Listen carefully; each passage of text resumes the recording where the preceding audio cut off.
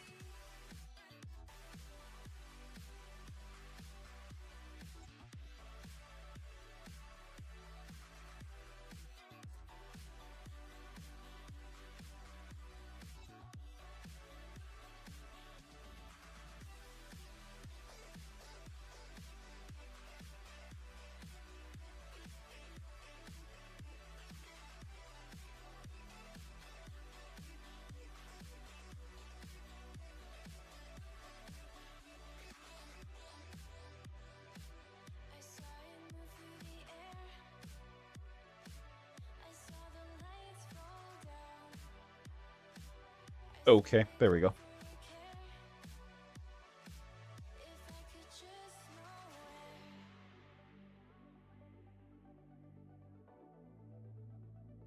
There we go.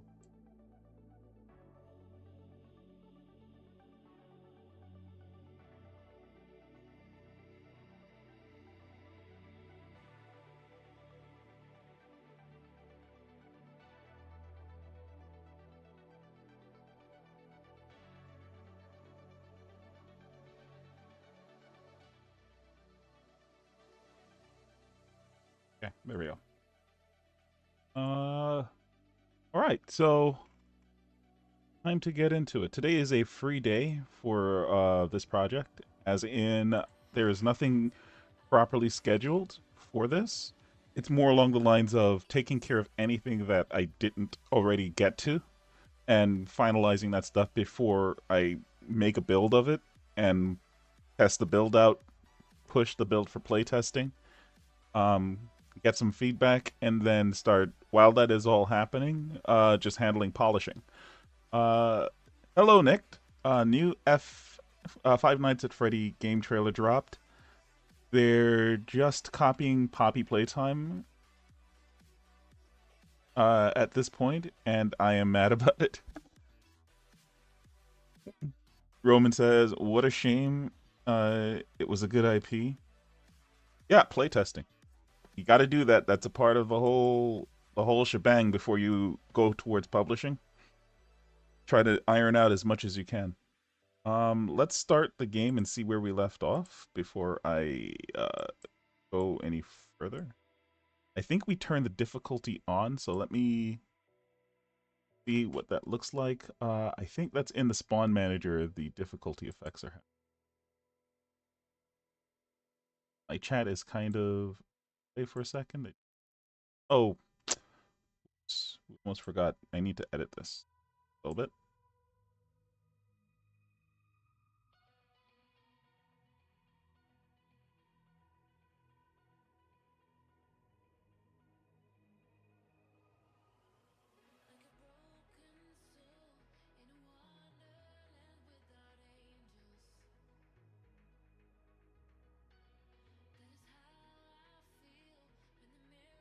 Chat's broken.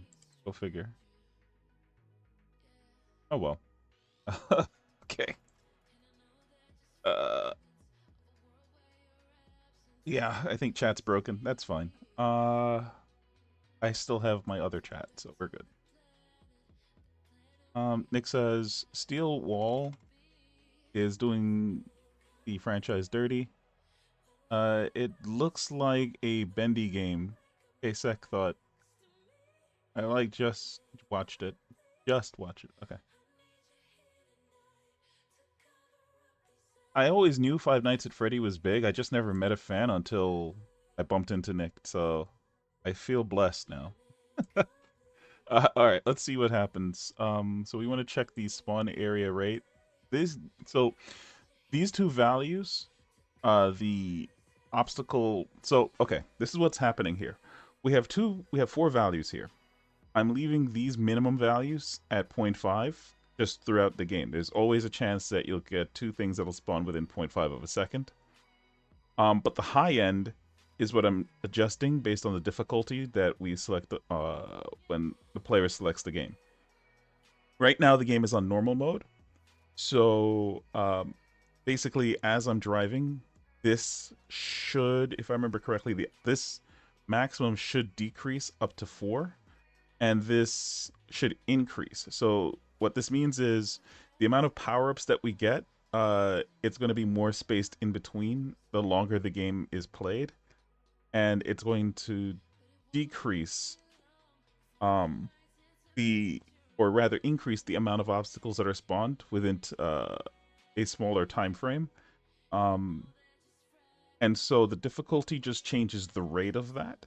So we'll get to the maximum tolerance faster, the harder the difficulty.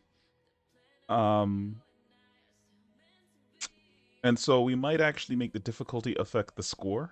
So you get like a multiplier based on the difficulty level. All right, let's test this out. Let's see if we have any null exceptions or anything like that before we start developing it further.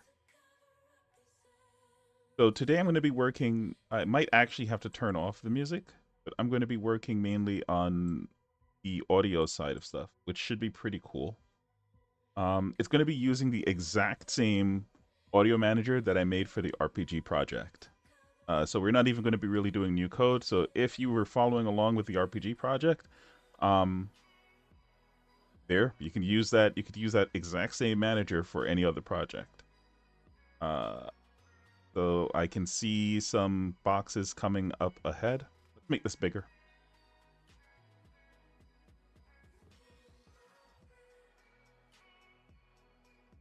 So Roman, the way I try to handle it is I really like, I mean, good or bad, it is what it is.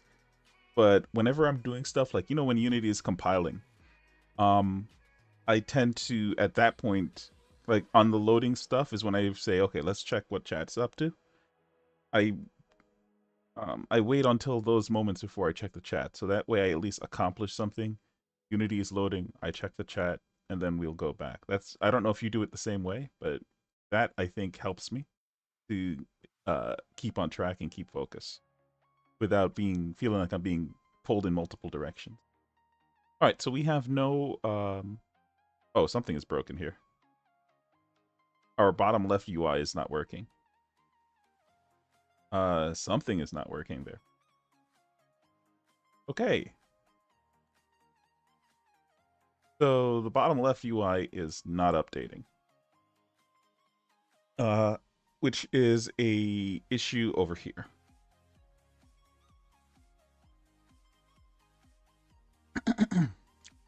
There should be nothing wrong with the script for this. We haven't touched it.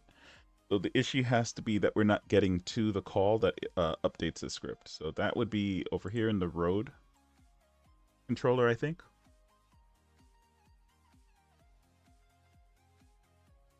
Let's see.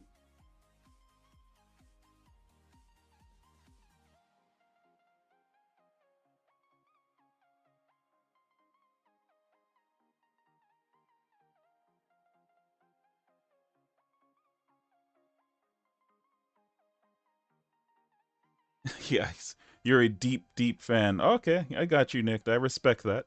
Everybody has a thing that they're fans for.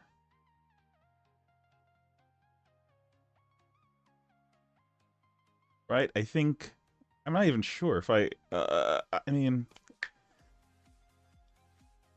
something that I know deeply about that's like pop culture. Oof. Hmm. I really haven't been paying attention to pop culture to be able to say it. Like, there's some people who are very deep into like Star Wars or Lord of the Rings, Minecraft. Like, they'll know the deep mechanics of stuff. I can't say for sure. Like, I haven't played games enough to say that I'm still up to date on stuff, but I used to play fighting games often, and but nothing more recent. So we used to be able to, but I worked more on instinct. Like I had a friend who worked all the time on like counting frames and knowing exactly where iframes were, and we still went back and forth, you know. But it's I can't really think of any kind of game I've played in a very long time that or movie that I've watched or anything that's really like pulled me in to say, hey, I need to know more about like this world or anything like. Well, no, no, no. Whoa, whoa, whoa, whoa, whoa, whoa, whoa, whoa, whoa. I'm dumb sometimes. Yes, but it's not a specific movie. It's more like a genre, and I've engrossed myself into learning more about the genre. But that's just for a game development because, like, I've always wanted to make an RPG that was within that genre's lore, that framework of that lore, and so I'm like very deep into understanding a lot of Oriental mysticism and a lot of uh, um pre-Hellenic mysticism, or rather, I guess we should call that divinity, and understanding Gnosticism, and how the passage of time between the different cultures uh, came together to form Gnosticism, or the precepts of Gnosticism, right? Like the basic idea of the spark, the internal spark, the cultivation of that spark, the various parts of the body that house the different it's basically biology before there was legitimate biology, that house these different parts of us. In more Oriental mysticism, they would call these your meridians. But in Gnostic culture, sorry, Gnosticism, they're like your ley lines. They're your body's ley lines. And it's just like this whole fascinating um approach to, and believe it or not, Gnosticism is a offshoot of Christianity, but yet still it's like just not exactly. And you still have Gnostics to this day, but it's like such a far cry from the Hermetic Gnostics that it's might as well you call it Christianity now. It's very close to Christianity, but back then it was like it was crazy. Like I really it really pulled me in. So that kind of stuff pulls me in, I think. Like if you ask me stuff about that, then like the random knowledge is gonna come out. Um do you have Roman says, do you have a favorite franchise or game? Um so the one game that I play before I even stream, I like at least try to get like 5 minutes in, 5 to 10 minutes in, is uh Yu-Gi-Oh! Master Duel, because you can just play that for a little bit and then like it doesn't take much time to play it. You either feel like as if you've accomplished something, or you feel like as if you failed at life by the end of it. But regardless, it's done, and I just get on with the rest of my day. Uh, so I guess you could call that my favorite franchise because I probably have the most amount of hours over the 3 years that I've played it. I think I have maybe like 200 hours or something like that into it, of just like 5-10 minute spurts that I play it. Um, Nick says, if you asked me about an actor, politic, or a singer that's not scale of Michael Jackson or Trump, I would not be able to tell you anything. Yeah, I feel that. That's like where I am with like almost everything at this point. Um, it's just like a few specific games and maybe random biology or math trivia for Roman. Pretty niche. Sounds interesting. Nick, not really. I hear about Yu-Gi-Oh everywhere. Yeah, Yu-Gi-Oh is I'm surprised, Roman. Yu-Gi-Oh is pretty popular in South America. I know that like a lot of Brazilians, like when I was in college, there was a Brazilian kid who was like, I was at that time I was playing Magic the Gathering, and he was playing Yu-Gi-Oh, and he was just like into Yu-Gi-Oh. I had some Yu-Gi-Oh experience. I was able to play him, and I just happened to was just part of some other thing that I was part of. Had like a ton of these starter decks. So I just played played with those starter decks and just mixed and mashed, and we would exchange cards because there was some rare cards in those random starter decks that he wanted, and we played. So that's what really got me into Yu-Gi-Oh proper. But yeah. Oh, you're talking about Gnosticism. Yeah, yeah. Sorry about that. Okay. Um, Roman Lecco. Yeah. Sorry about that. Nick says, I don't really know. I don't really know anything, but I heard that a lot of people like it. Gotcha. Okay. Uh, so this is our score system. Um, we don't care about the score system though. What we care about is this, where we do score set distance. And so set distance should be are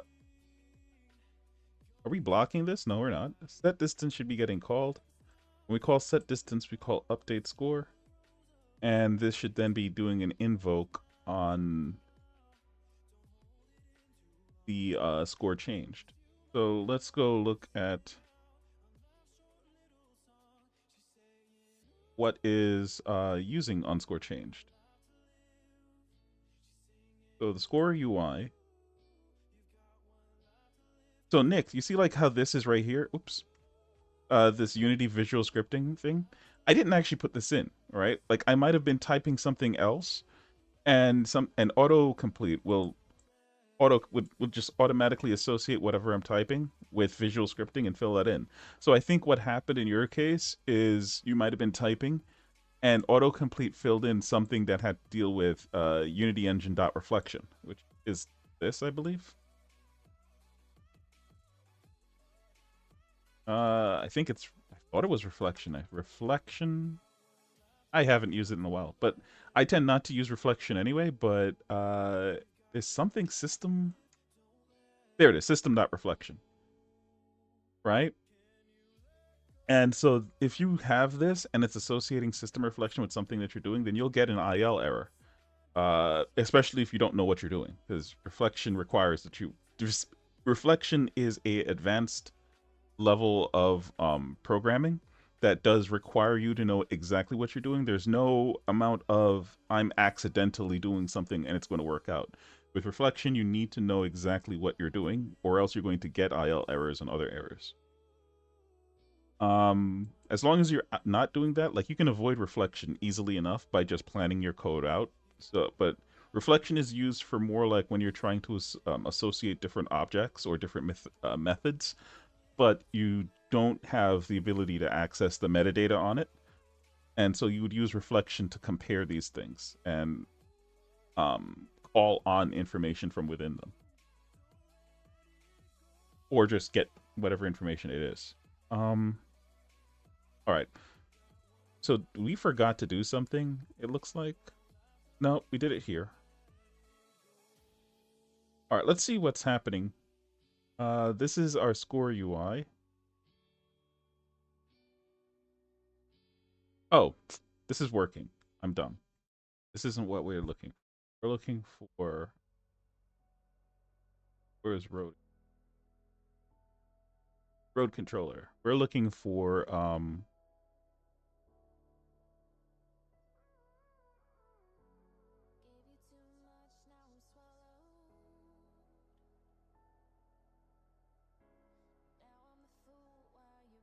Yeah, we're looking for this.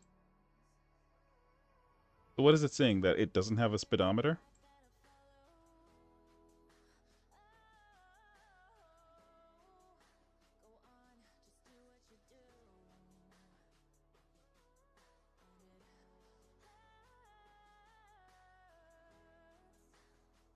I see what's happening. Okay, let's fix this.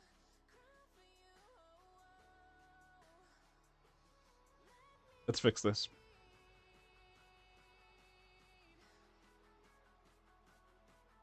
We're going to get rid of that connection. I don't feel like we should have it there. So let's get rid of it and do it the right way. This is bad. You don't do this in programming. This is just bad programming.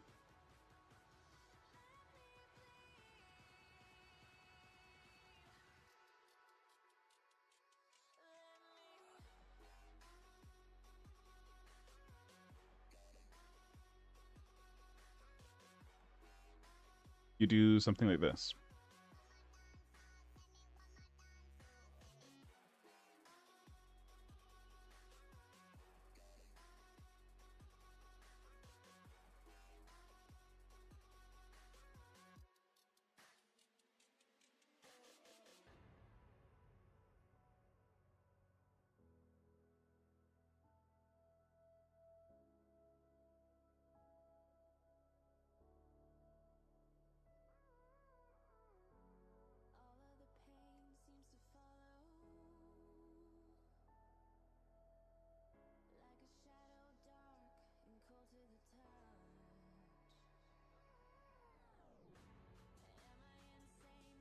Okay, so first we need to make sure that these things are accessible.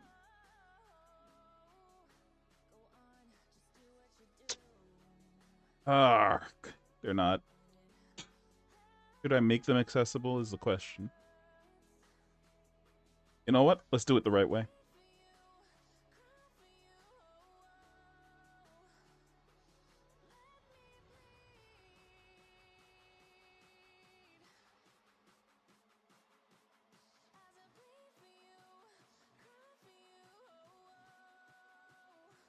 And what's the other one? Target road speed plus real speed.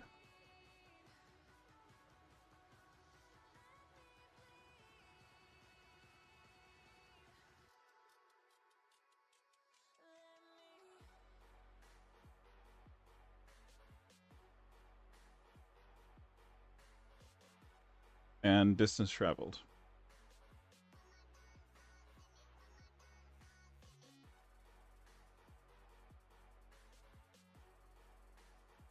There we go. Okay. So now we can go here. And we have update speed.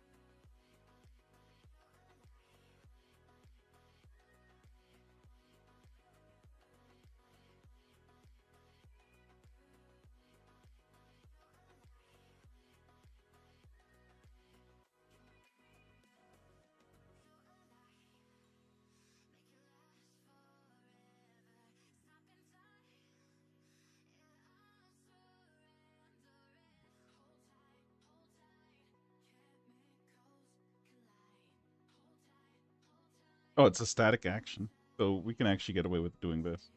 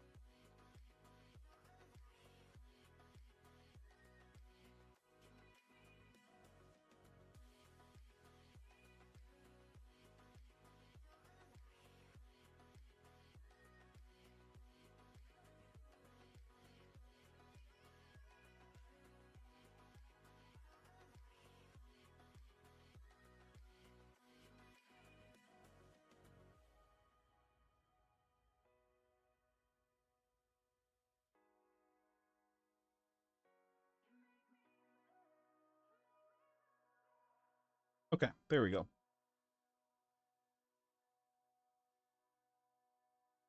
So now over here we can get rid of this.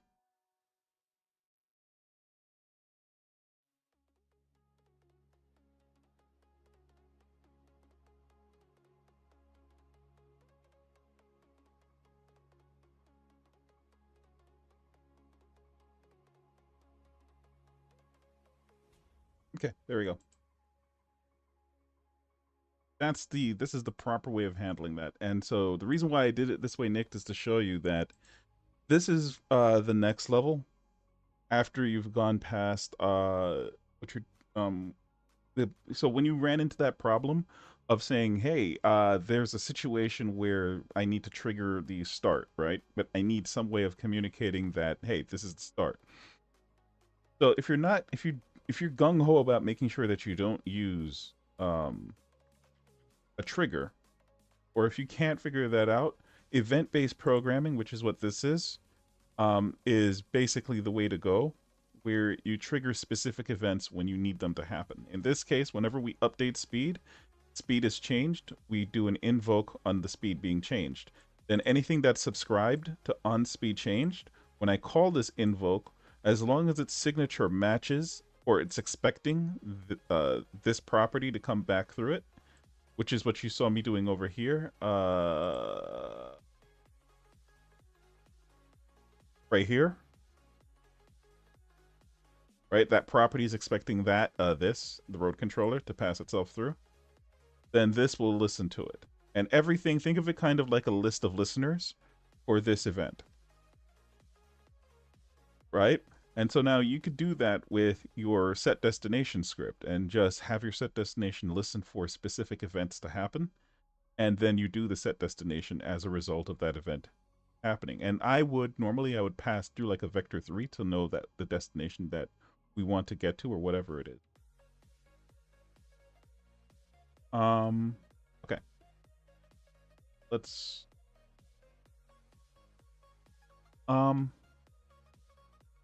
Nick says, I don't really know anything, but I heard that a lot of people. Okay, yeah. Um, Nick's gotcha. I'm cycling right now, but no, all C sharp I make, but no, all C sharp I make are like this. Okay, Roman, finally some bad programming in this channel joke. Yeah, I mean, we all cut corners, right? You're not gonna find anything but bad. Okay, see, now it works perfectly fine.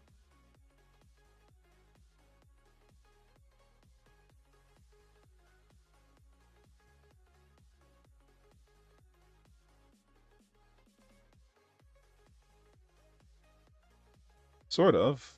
Things are off center of it for some reason. I didn't touch that, right?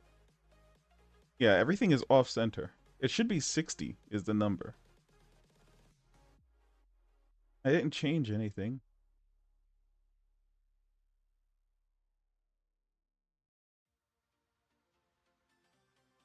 Yeah, it's off center. It's looks like it's a bit further down than what it should be. Like even that one is off. I didn't change these numbers, so I don't know why the spawning went off center.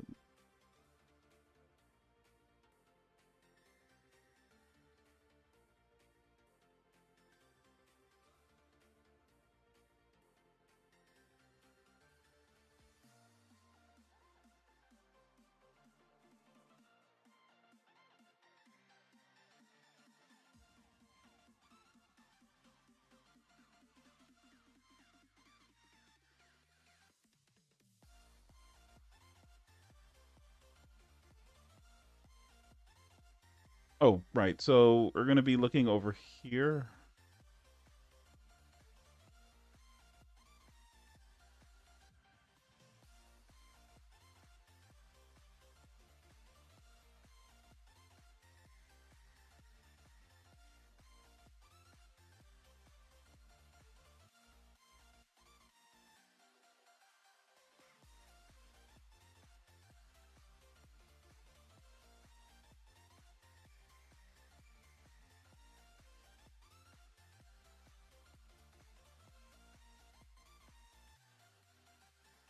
Okay, so let's go look at the spawner real quick.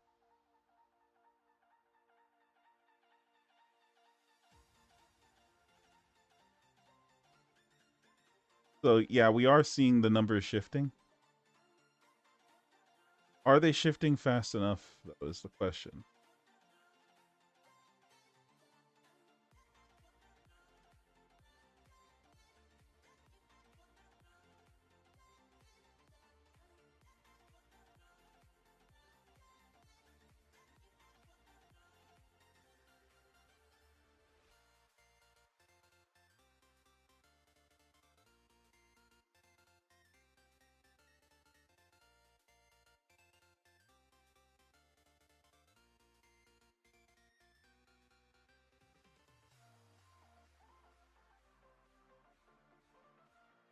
Something weird is happening with that also, so that needs to be looked at.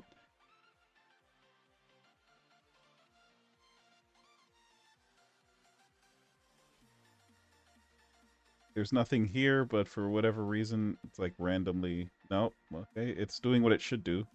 Point. Then when I touch that,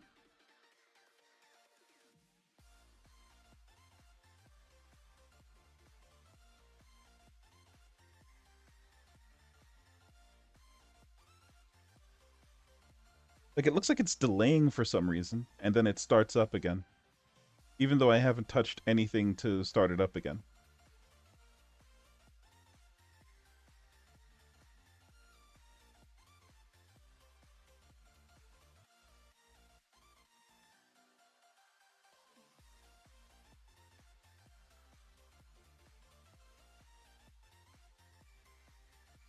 Okay, we have a problem that needs to be fixed. So something is going on with the acceleration, where when we pick up the orbs, we are somehow unless yeah, no.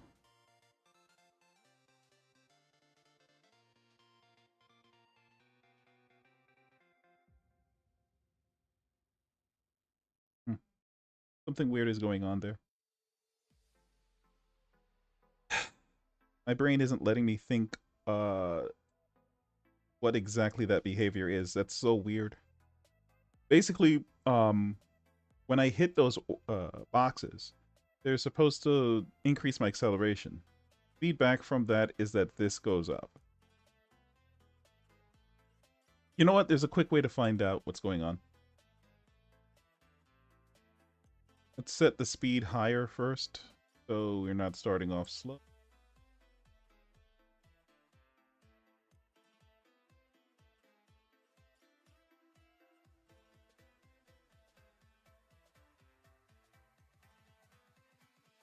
Okay. So I need to find out if it's the real numbers or if it's just the UI that's giving the problem. It's the real numbers.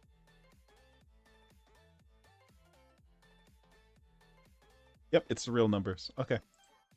So I was able to tell the difference because over here is giving me a higher number as well. If this was just bad number on the UI being represented, this would be going downwards. But this is also going up. So we have a number issue. Um,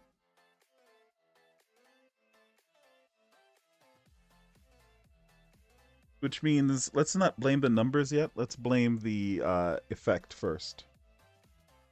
So speed. This is the shield power. Power ups. Speed power. There it is. Okay.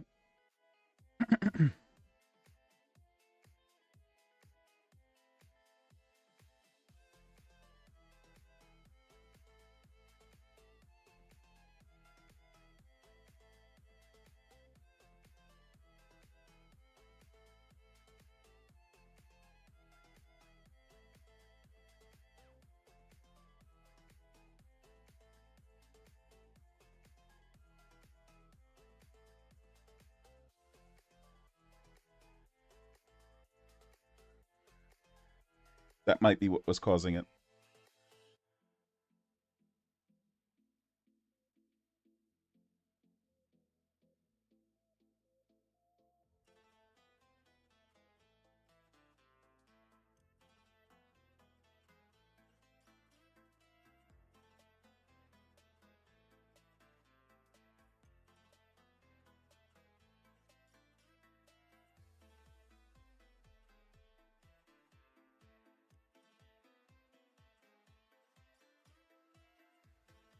All right, let's try it now.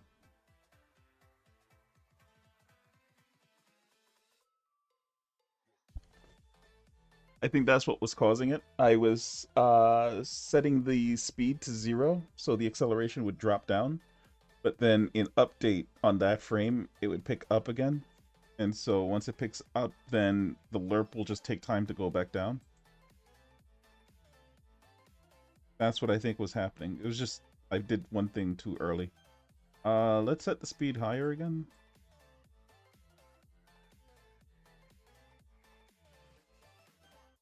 Okay, so now let's stop.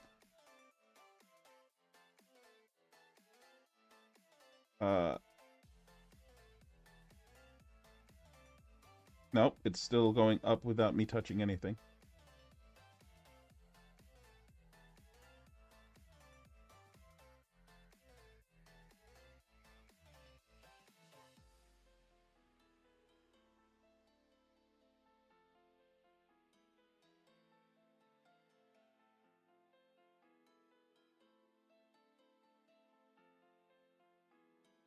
All right, let's do a debug on the start over here.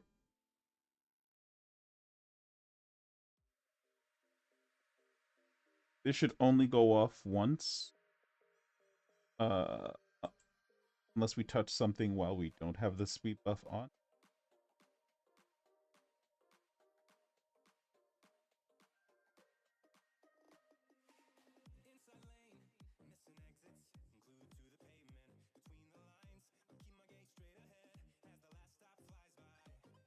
Yeah. So this should only go off once the first time that we hit something. And then unless we accidentally hit something again, it shouldn't go off again. But if it does, then we have a weird problem going on. So let's go back.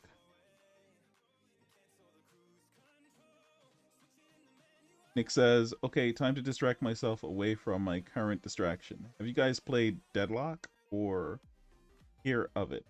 I think I've heard of it, but never played it. It sounds like an FPS, though.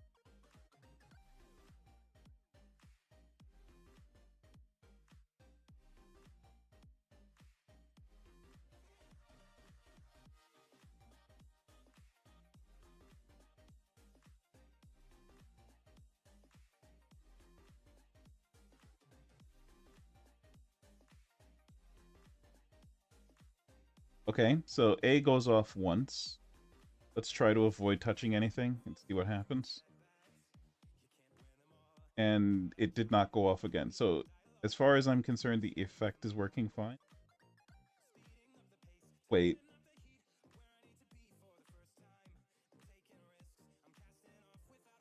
Wait, 1 second. That's weird. Okay, so now if I touch something, it should go off again the second time.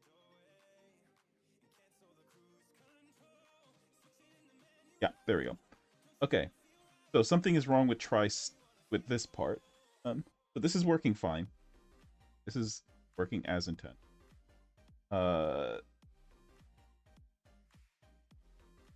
Go up 1 step.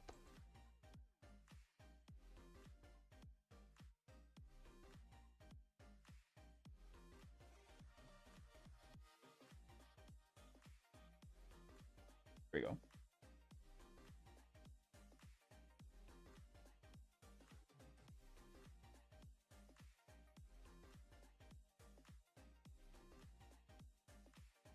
Okay, let's try it here. This is the only other place I could think of.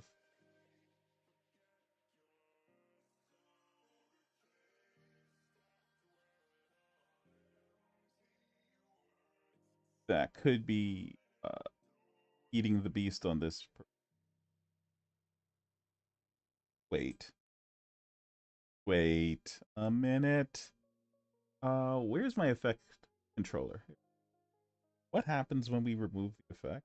I think it's forgetting, or not forgetting. I think it's not getting to. When we call remove, so we call remove on the effect. We check if the effect that we're trying to remove already exists. So we get the address of the effect. And then we get the effect out. Okay. And then we try to call reduce stack on that effect, if the stack on it is currently greater than 0. Otherwise, we do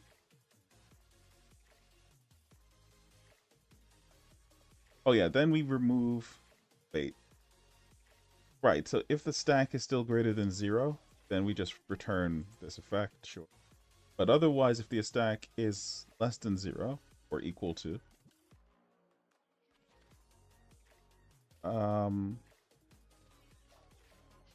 think I see, my brain is kind of getting it pretty bad here, but I think I kind of see what's happening. There's a mix.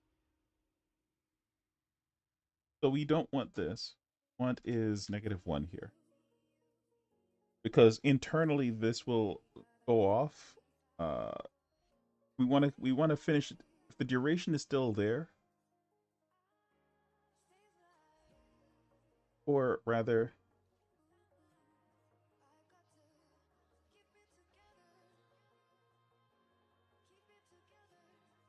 yeah. And then we do remove effect. So we are removing it, right? And this is it. And then we tell the effect to stop.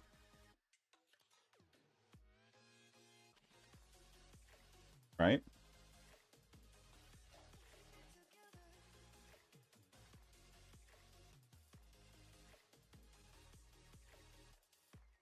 There should be only one place this is called.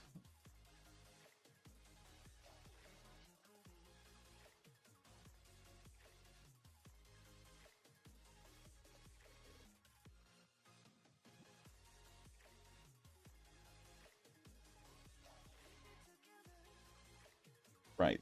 And so we shouldn't need to call this here. We call this over here. There.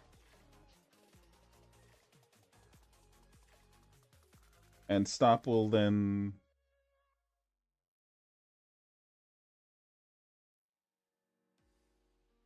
call this again. So this is cyclic. But when it goes through the second time, it'll say that, well, it doesn't have any in it and just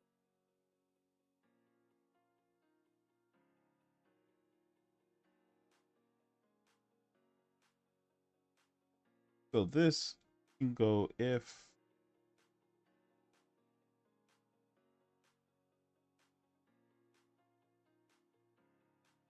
the effect is actually running still, then we'll call stop on it here.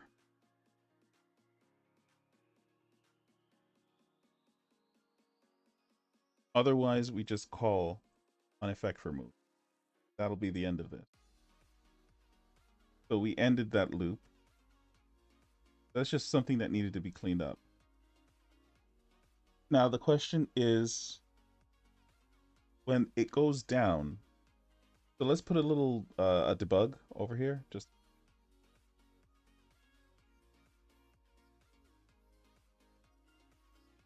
so debug dot stopping.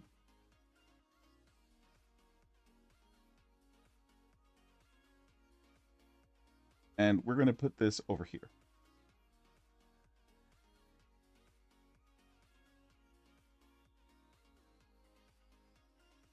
Okay.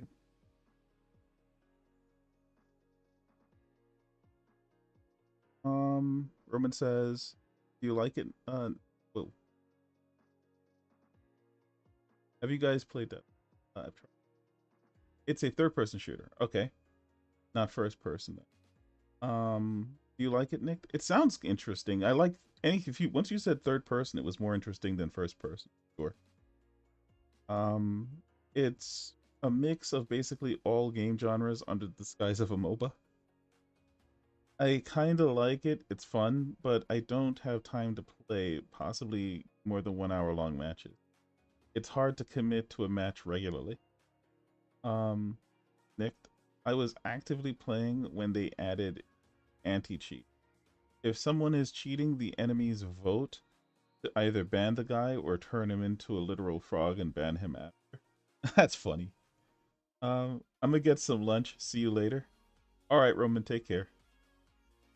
Enjoy your lunch, man. It's so silly. I love it. Yep, yep.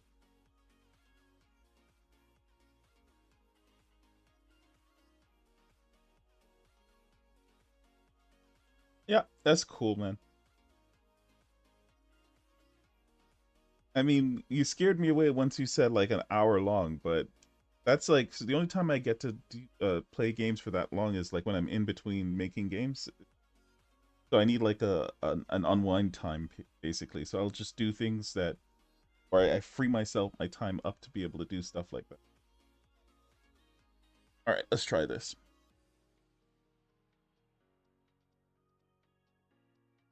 You know what? I'm gonna set the default. That's fine. Okay. All right. So we just need to see what's going to happen. No, we don't get to. We didn't get to it. So we're not actually stopping. It just keeps restarting. Now it's stopping. Okay. Something is going on there. It has to deal with the calculation, not with the logic. So let's look at the calculation. And it's not the stacking that's the issue either. Um, there's something going on with the math over here.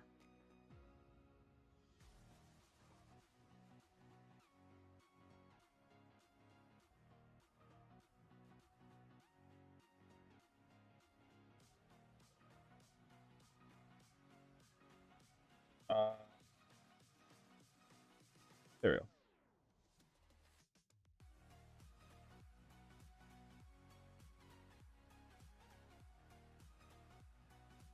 So we're using an animation curve, and our current speed divided by the speed.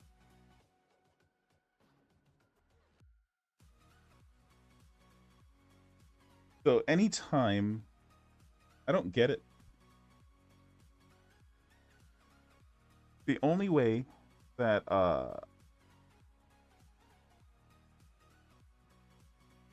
unless I made a mistake somewhere here.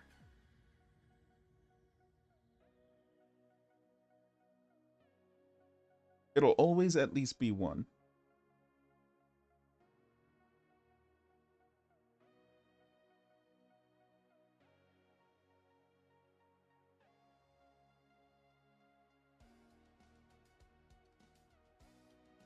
Yeah, this needs to be reevaluated. Okay.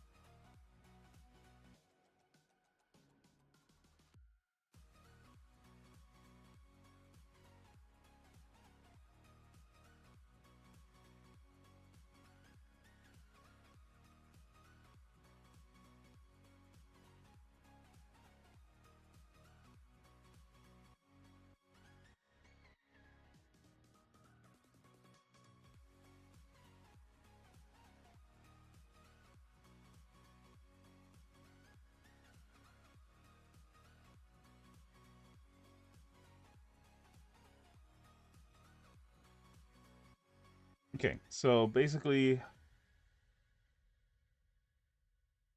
It should be more consistent.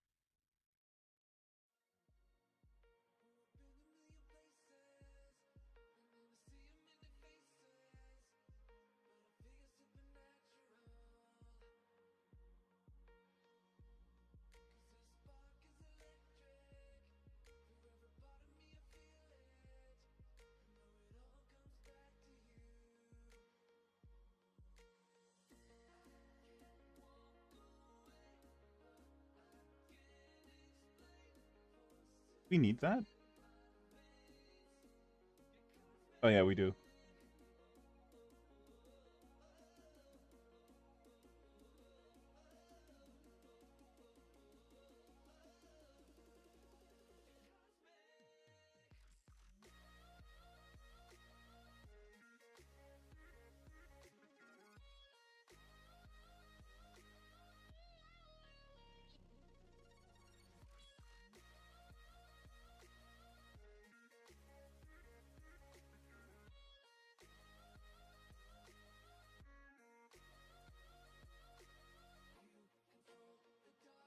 Hmm.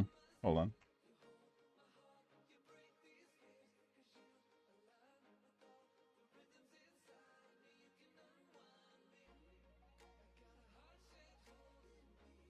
When we evaluate, we're getting a normalized amount.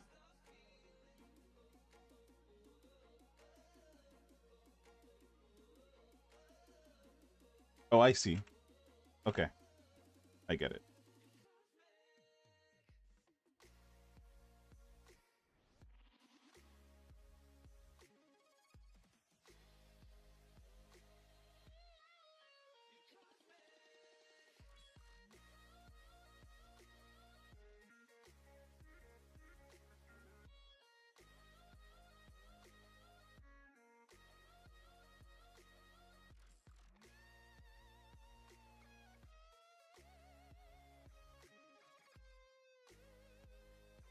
Interesting, interesting. So then we don't even need this.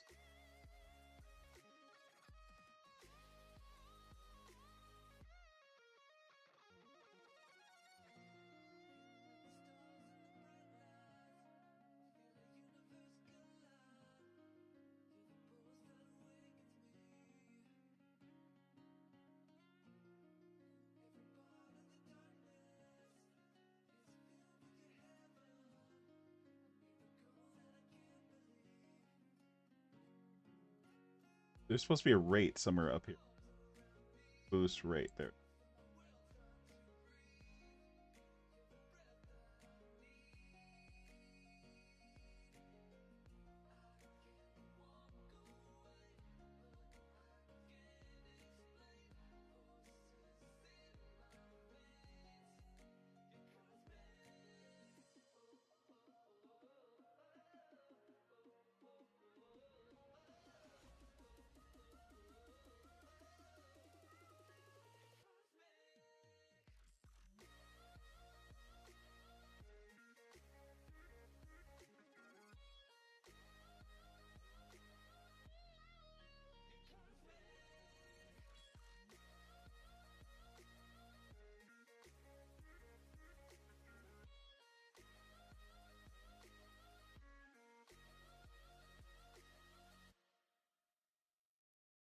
There we go.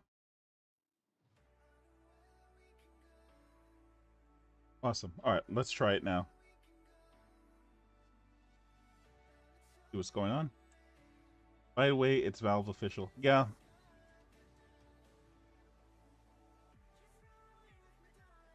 mean, I like Valve, but I've just got to really, um, it's really more about like I just have to have that period of time. All right, so now let's not touch anything. Drop. All you gotta do. It's gonna take a second, I guess.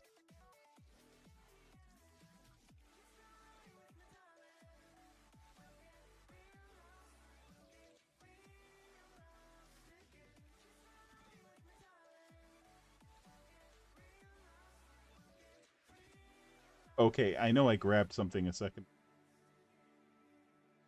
All right, let's. I'm not seeing it go up. Speed is going down. Down still. What the heck? We are touching them and nothing is happening. This should have nothing to do with that.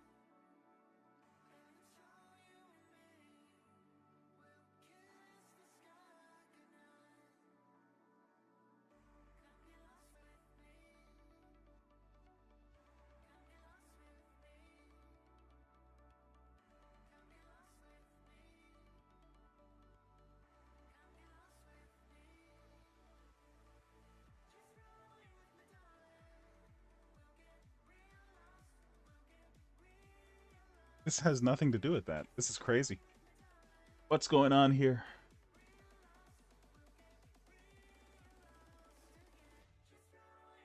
So this is like a good example of like with your AI thing. Like sometimes you just got to take a step back and reconsider the entire thing. All right? Like maybe my approach is just wrong here.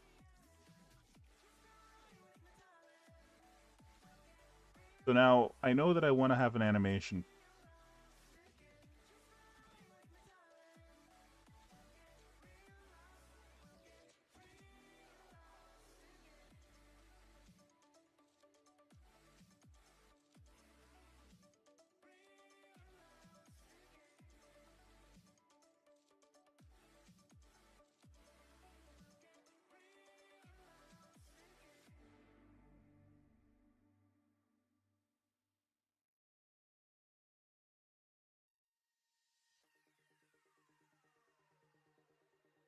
I just feel like the problem is right here.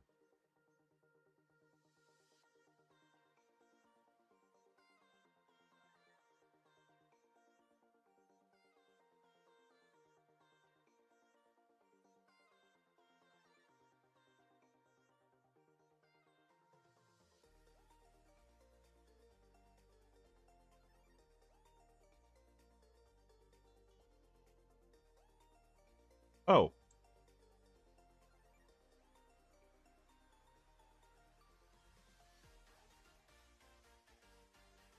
here we go.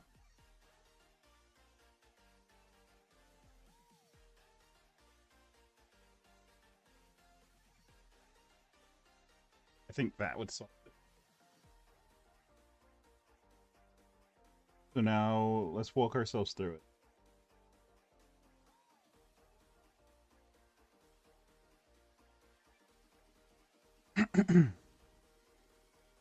We have a total duration, which is just going to be the current duration plus the max duration times the stack.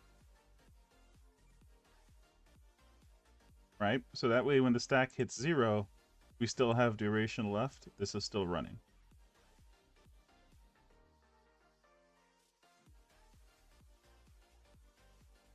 Okay, good. So we're actually going to do this over here. So up to game effect, and we're going to implement total duration. And we're going to say the total duration, the exact same formula. It's going to be the duration max plus max duration times max stack.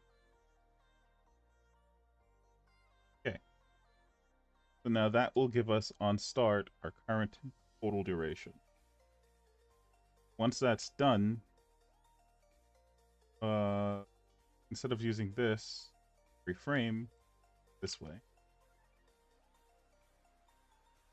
So now this is a static number. I think that's what was throwing it off. This kept changing. This current speed needs to change. It's basically rate of speed and then finally we set things like that. Okay. I don't know why it wasn't stopping before, but it is what it is. We'll figure that one out in a sec.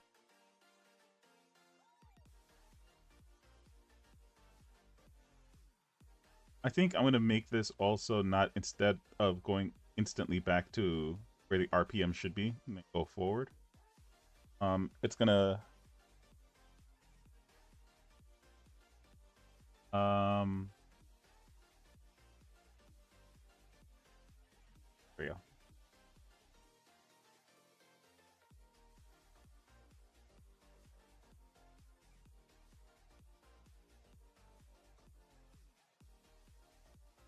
Okay. And so now, without it, what happened? Should see.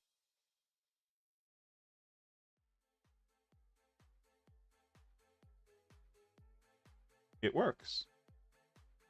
You pick that up, what happened? Nothing. Less sigh.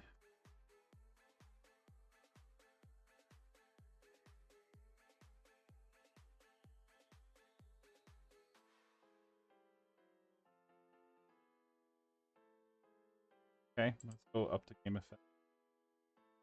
All right. So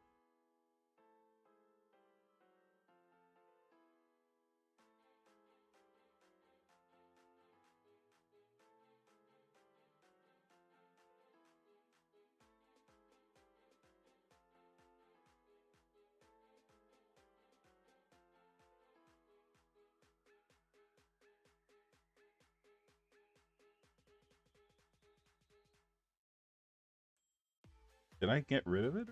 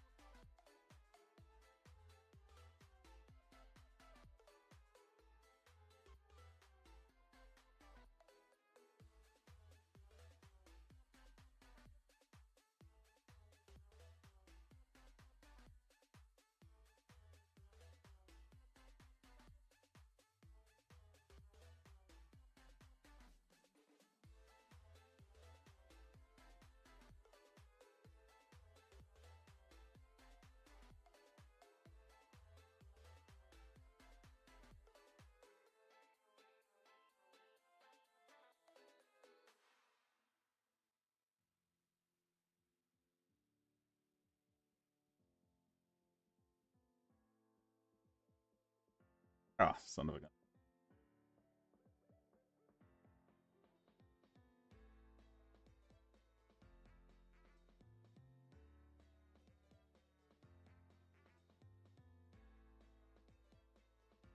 Yeah, we're not getting there.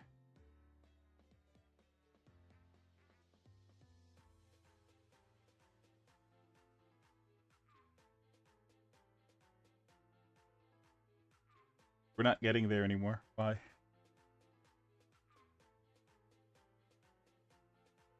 Is it this thing?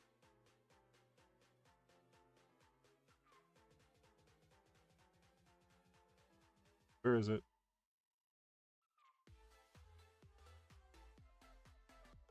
This is, I think, the problem. Back to 0.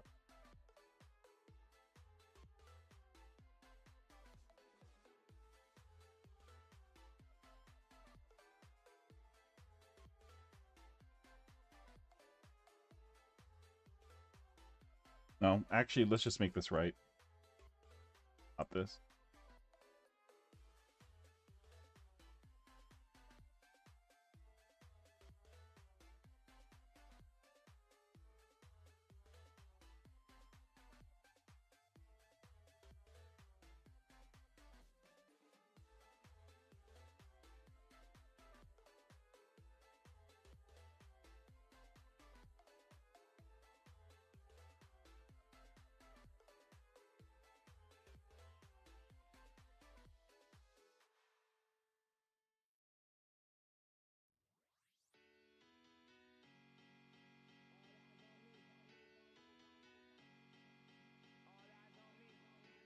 Okay. That was the problem, I think.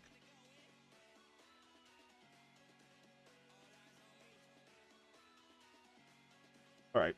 So if this works, then we're off to Audio Land.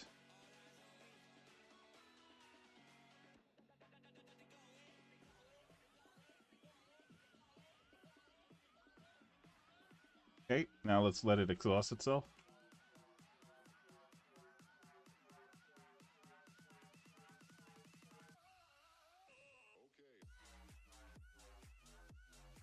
It did not.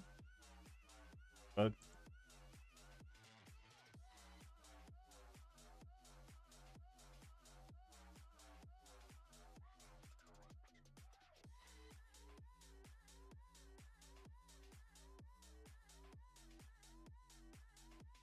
so confused.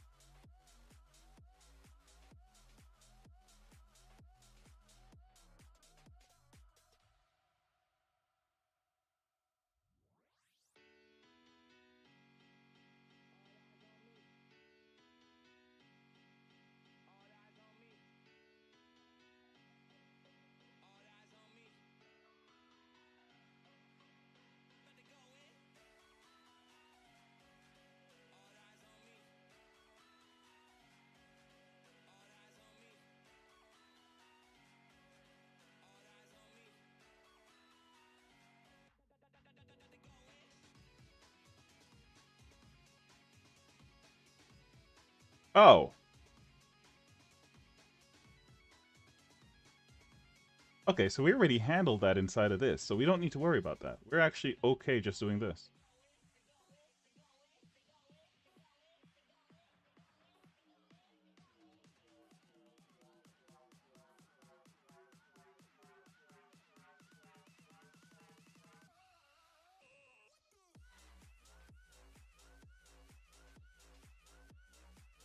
Okay.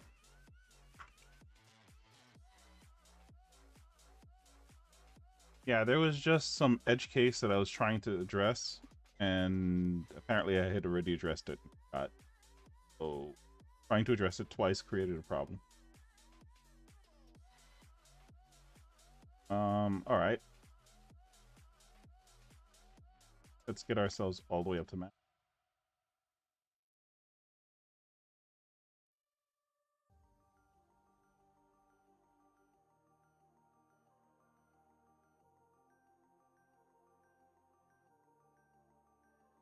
It still didn't go off. Still didn't get here.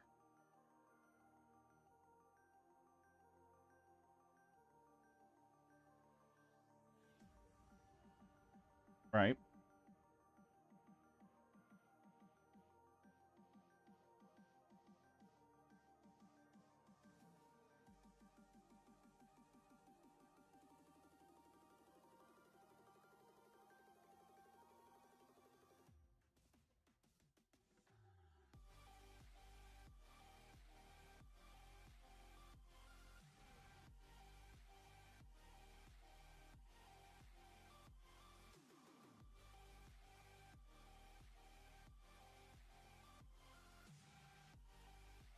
Sometimes you just gotta trust the way that you did it. Um, I wanted to joke that I will distract myself with programming the damn game, but I got too. That sounds about right. The thing with programming is you get distracted when you're actually programming. I mean, use programming as a distraction, but then I distracted myself from it. Yep, that sounds just about right. Okay, so let's wait to see if this effect wears off.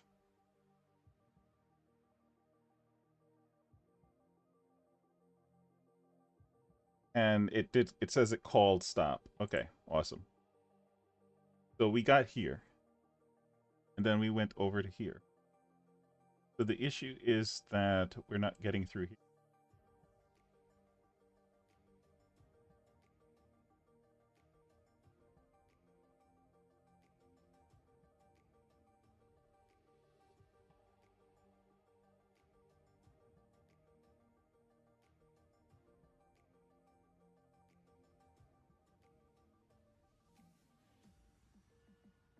Okay, let's try it now.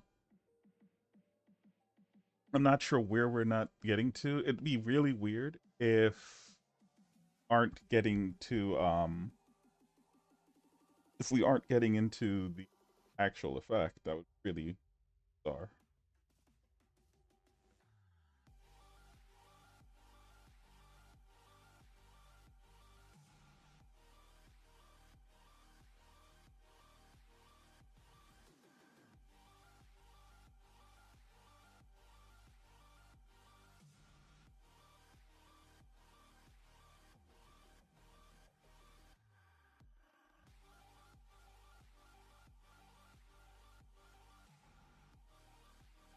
Okay, we just need to let it exhaust itself and see what it does.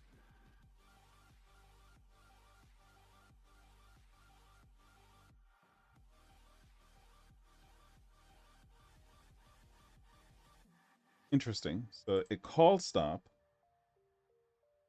but it didn't. Wow, this is really weird.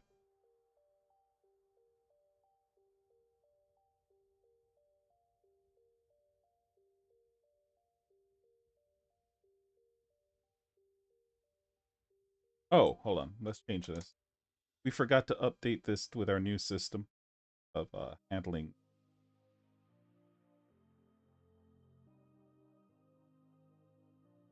We can just copy paste it from our game manager.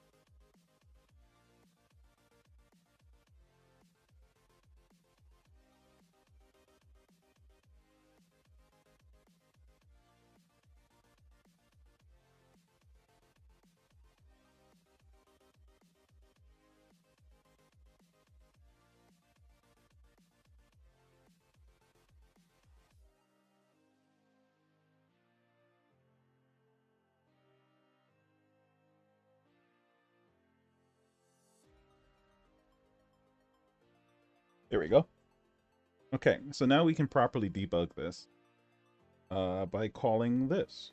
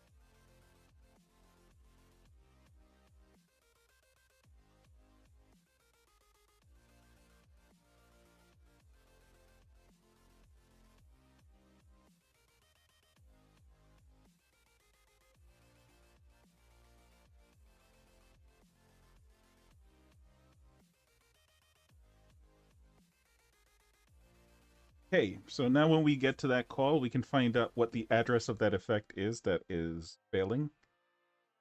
And then we can check what effect it actually is that's failing. If it's the correct stuff, then fine too.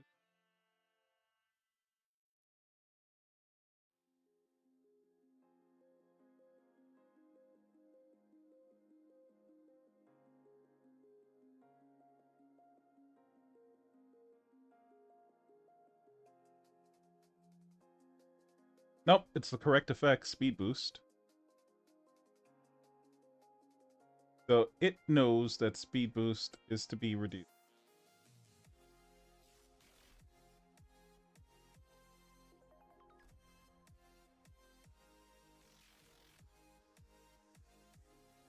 Okay, so let's check when we add it.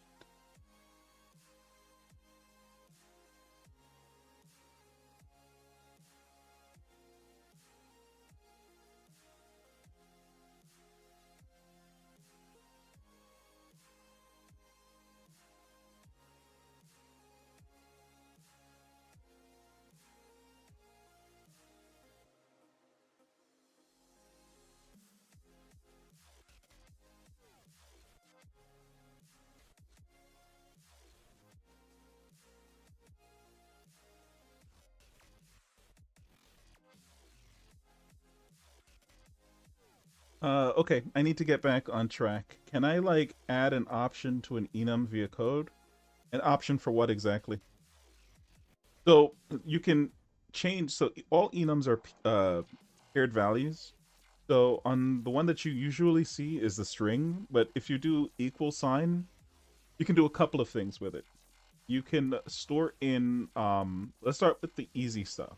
You can change in enum's let's say hidden value, which is an integer. You could also um let's stick with just the integer. You could do a couple of other things, but do you,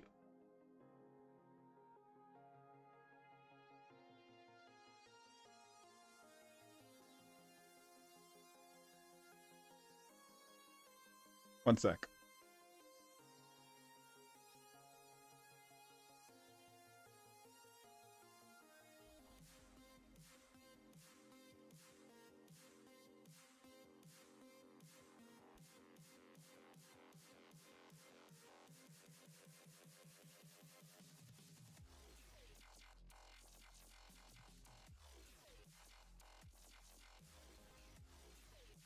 So, are you familiar with Bitwise? And Bitwise, okay. If you are familiar with Bitwise, then that's basically the other stuff that you can do with an enum. You can change the property on the integer side to a bitwise operation, um, and have it do things such as being able to check against the enum for a group of enums, maybe being within that enum, and or being within that value range.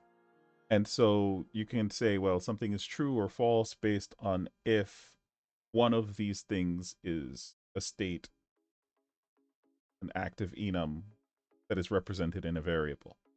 So I'm not sure if I can eloquate that better, but basically I don't use Bitwise.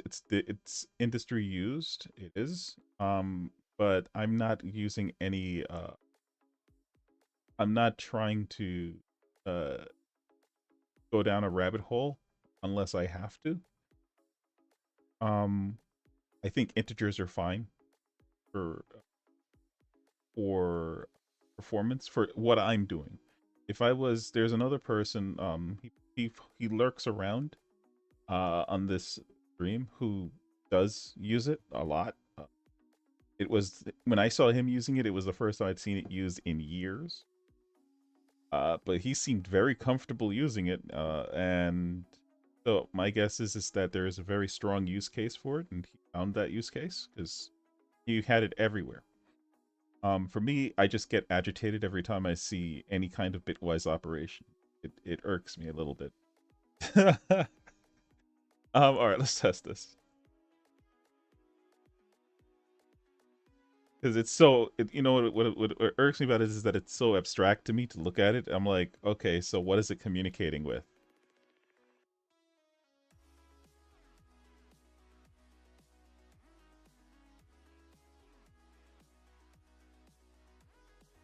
Okay, so it added speed boost, so it knows what it's adding.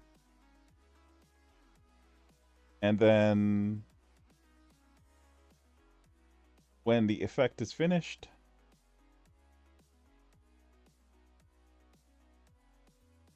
it's called to stop speed boost.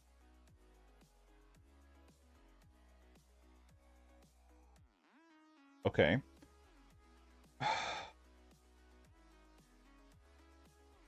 So it added speed boost here. And then when we tried this,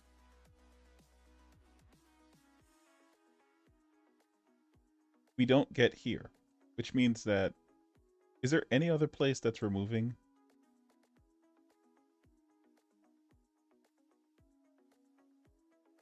Oh.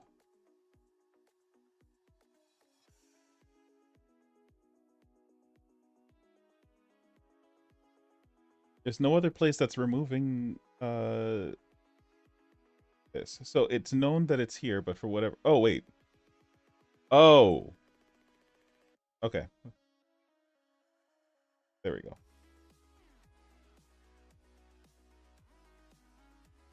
Just got to move my eyes further to the right and I'd see the problem.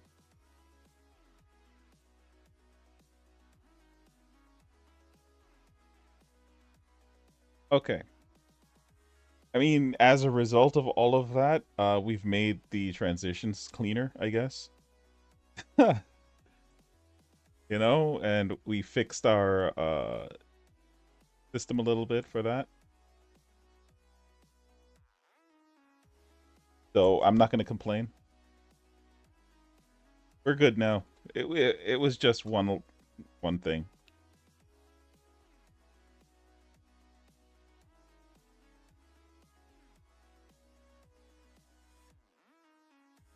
I know it. Okay, I need to get back. Okay, I know it's an int, but can I add an enum that has like weapon item random? Add an option. Do you want to like try to add functionality to the enum itself? You can designate. So, what do you mean? Do you mean like you want to have write the enum and then just write a kind of functionality onto the enum itself? So like if you check for that enum already has definitions beyond just integer. Is that what you're trying to say?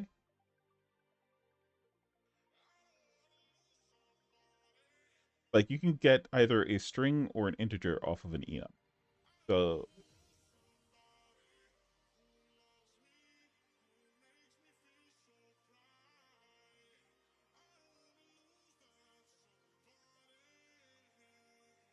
I'm assuming that it's on the Discord. Give me a second. Let me log in.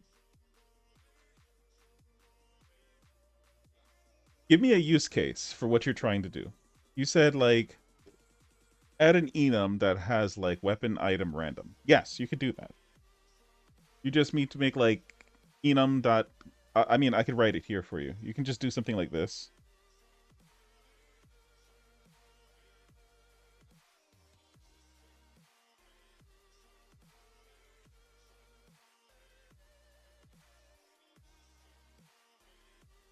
Like that. That's what you're saying? You want done? You could also do this. Let's just do it on the same one.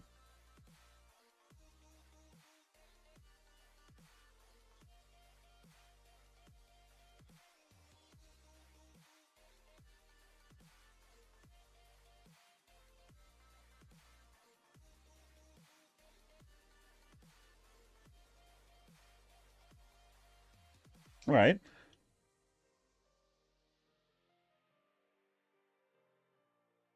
That's basically, as long as you're not getting into bitwise operations, it's basically what you do with enums. And if you want to get into bitwise, I am not the person equipped to educate you on bitwise. I would recommend that you look at the documentation for it, just how it's used. All right, but bitwise is more for well, I mean, it is for used for logical comparisons on enums. Well, you could use it for other things, but in this case on enums.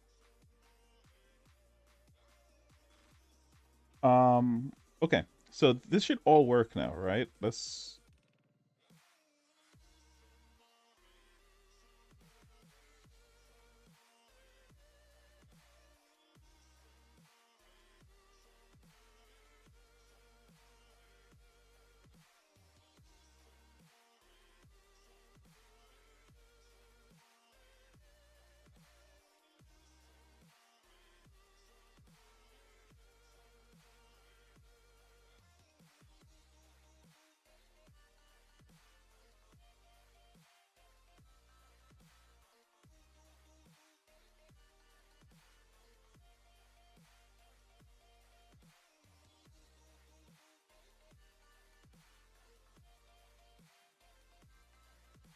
Yep, okay. It's working perfectly fine now.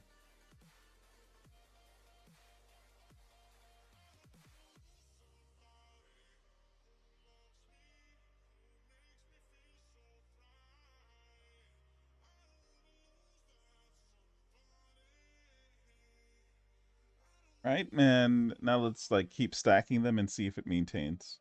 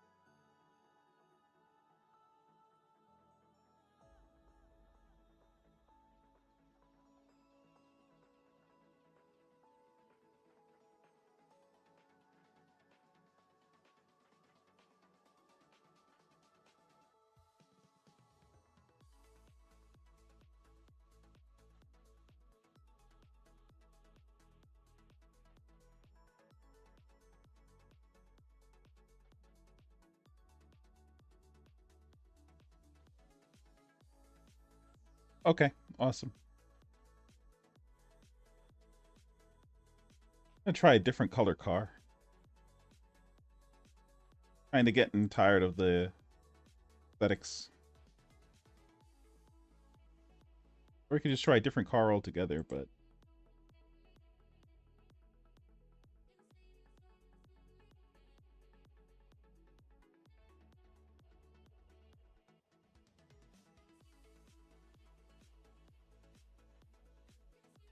this isn't actually a car color, but I want to try it out.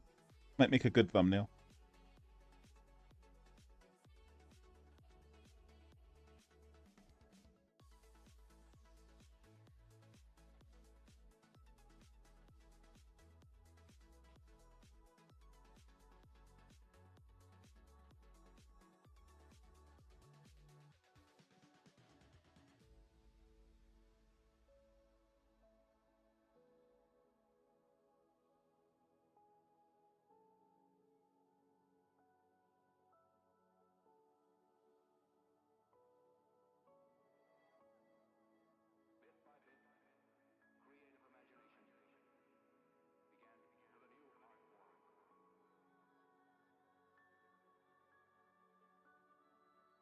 Okay.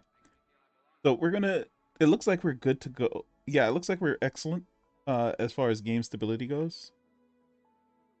But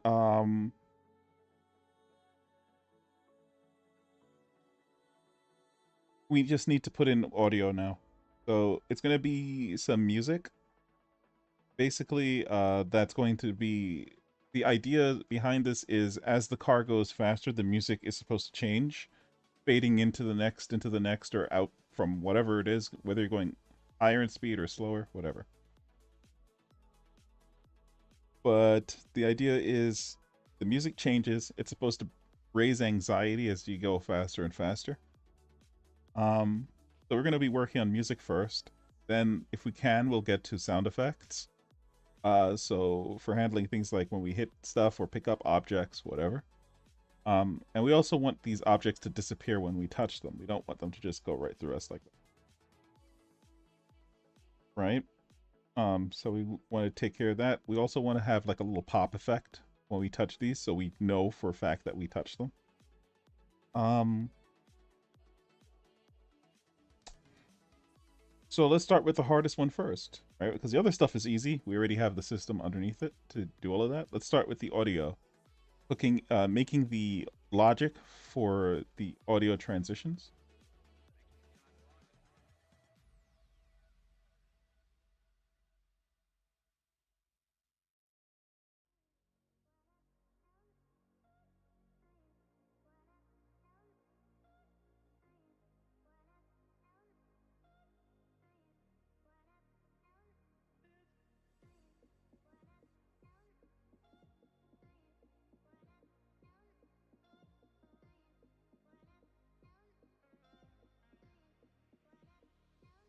I wonder, can I do this?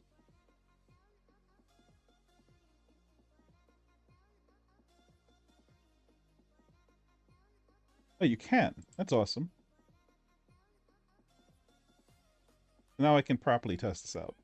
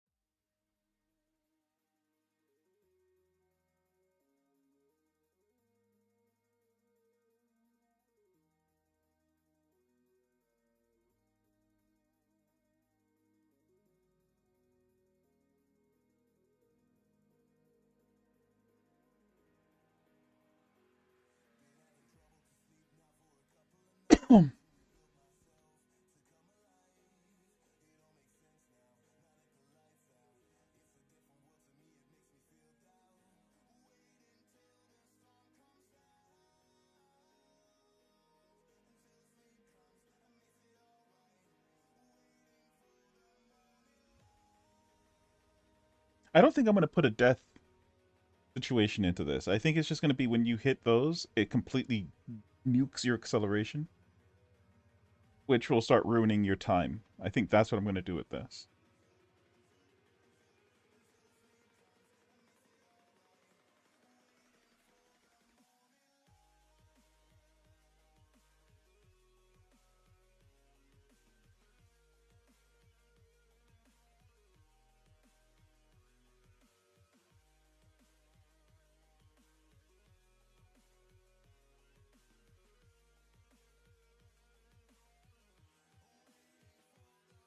All right, there we go.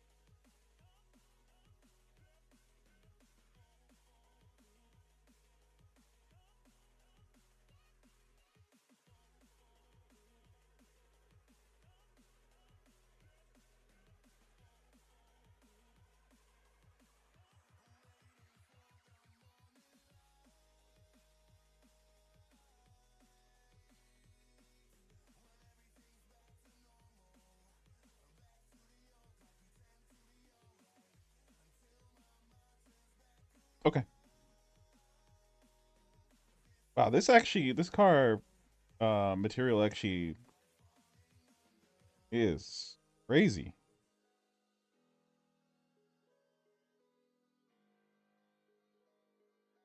Let's see.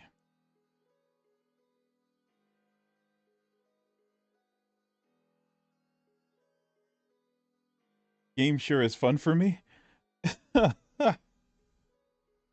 You don't think the UI should be there for the thumbnail? I mean, it's just a thumbnail for the video for development, so it's fine. If it was like, uh, I don't know, there's context, right? Because I'm trying to show that there's progress, so I'm gonna actually just take. This is like a perfect spot, actually. I'm gonna just take this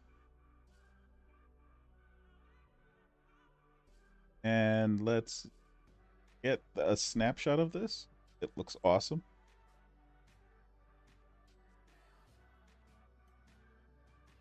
And go to Paint and let's save it.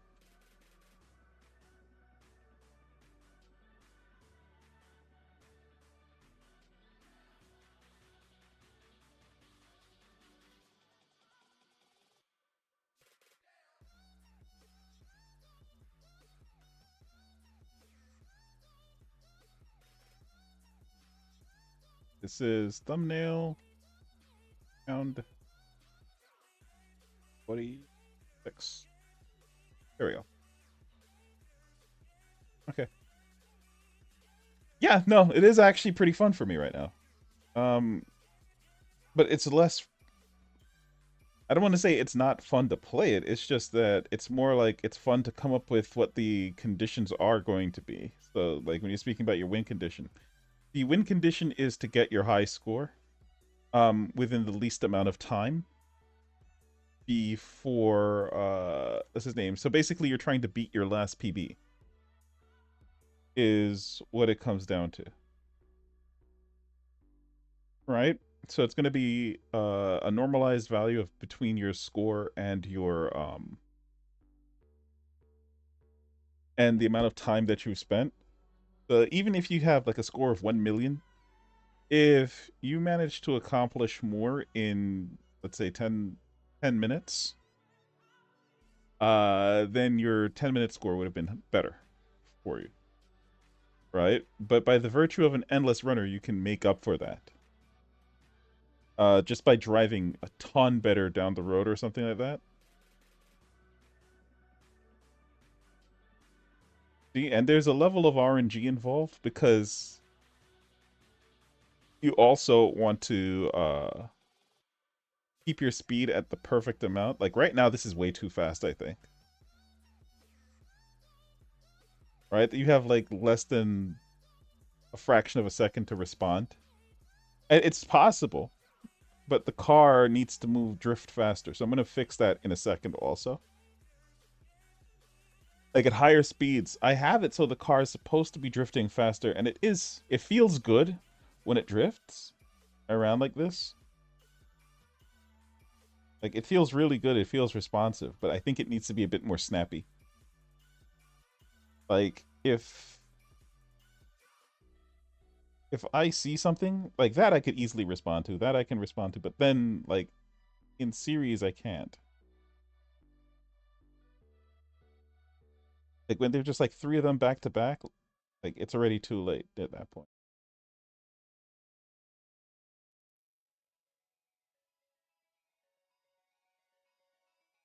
So it's like at about this speed, you have to be stupid fast, or the car needs to be able to respond quickly enough at this speed.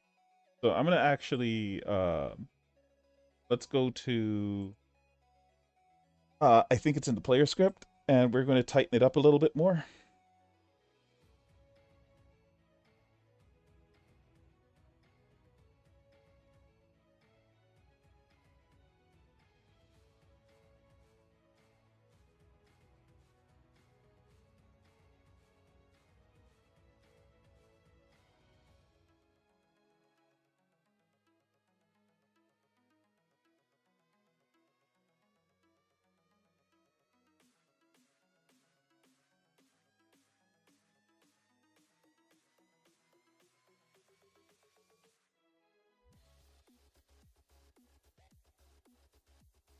Okay, so this vehicle actually weighs the correct amount for the size of the vehicle. It's about 2,000 pounds, or well, that's something like what, 1,200 kilos or something around there.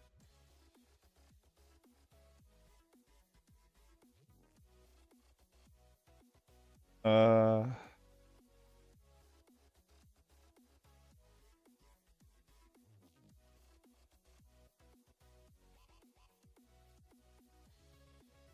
yeah, and now they appear to be it's like it's just random. Sometimes the tiles are just not in the right place. Sometimes they're okay.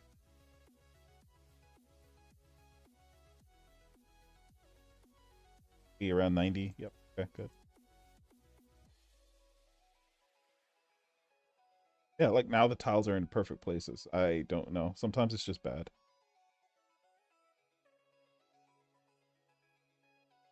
Not like it matters. When you're going super fast, you don't see it anyway.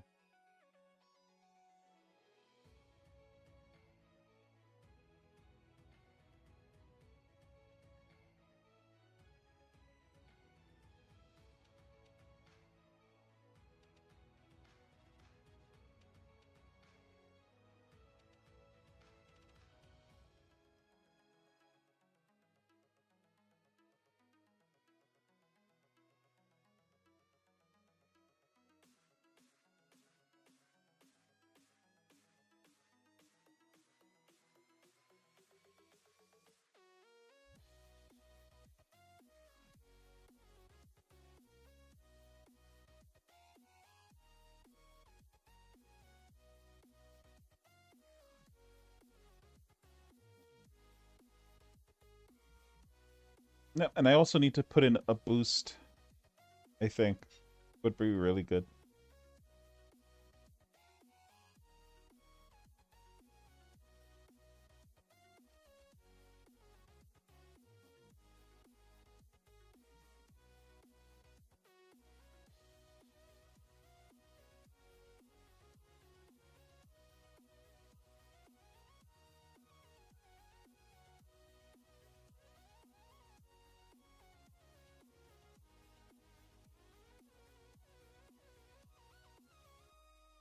It doesn't actually even feel this fast. Like it's supposed to be at around 400 kilometers per hour, but this doesn't look like 400 buildings. I think at 400 km, it'll probably look super blurry, or maybe not. This feels like around 120, 130 miles per hour. That's probably close.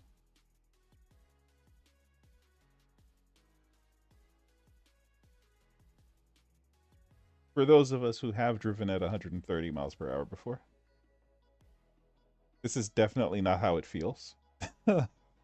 You have way too much control in but you can chalk that up to future tech, I guess. But at that speed there is like you have which controls steering.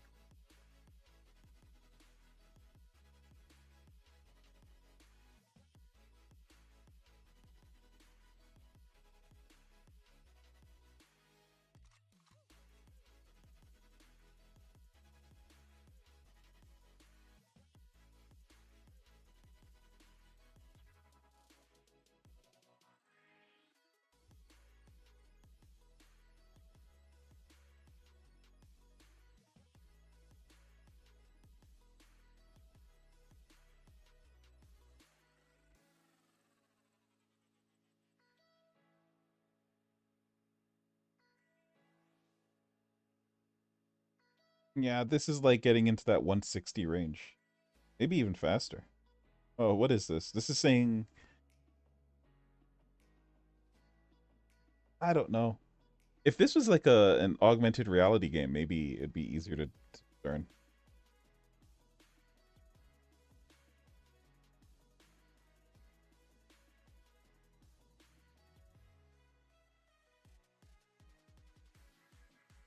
I had tons of time for that one. Okay.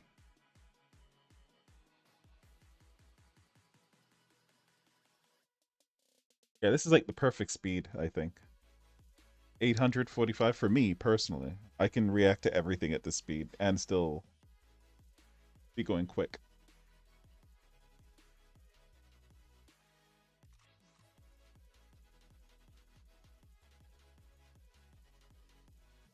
Hmm. Could not take that one. That was just my fault. Now we're at 900. We're getting into that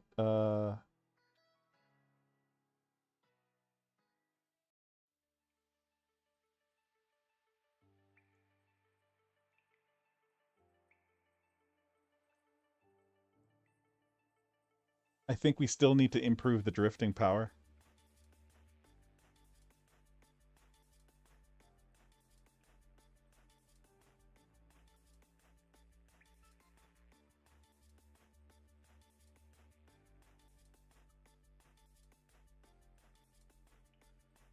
Yeah. As we're getting further up, it should get more twitchy. Feeling still, don't get it wrong. Don't get me wrong, it still feels smooth. It's just I want it to be more twitch based. So like if I tap this, it should go pretty far. Like I should go from here to over here much faster.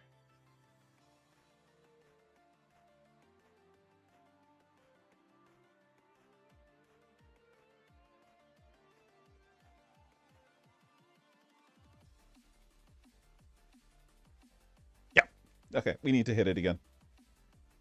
Let's just find a nice number. So we're gonna expose this because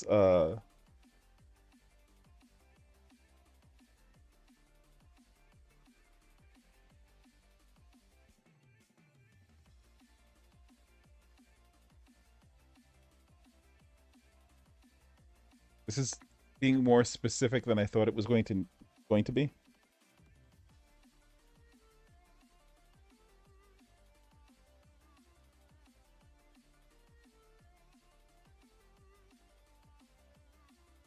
Okay, let's start with 50 on this and see what happens.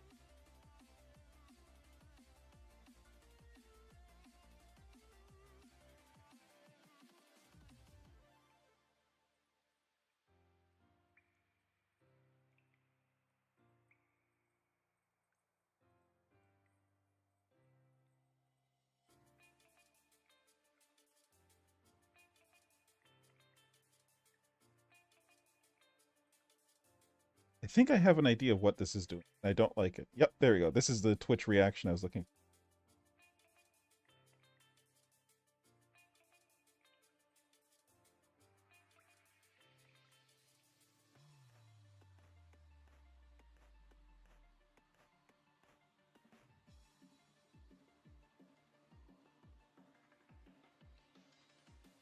All right, let's increase the speed so we can test this out.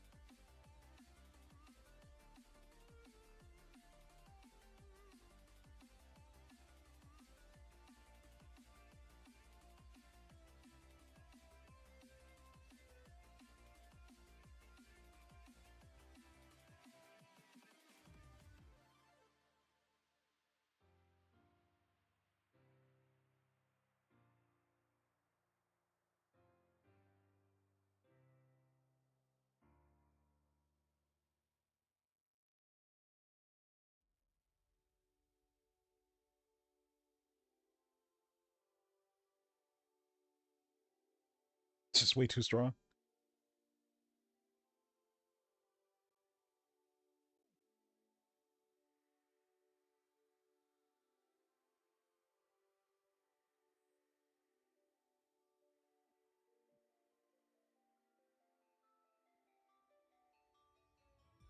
I think 7 is good.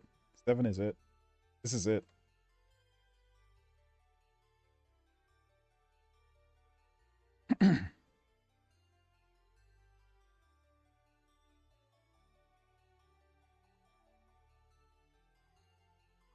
All right, what does it feel like all the way when you go all the way down to rock bottom?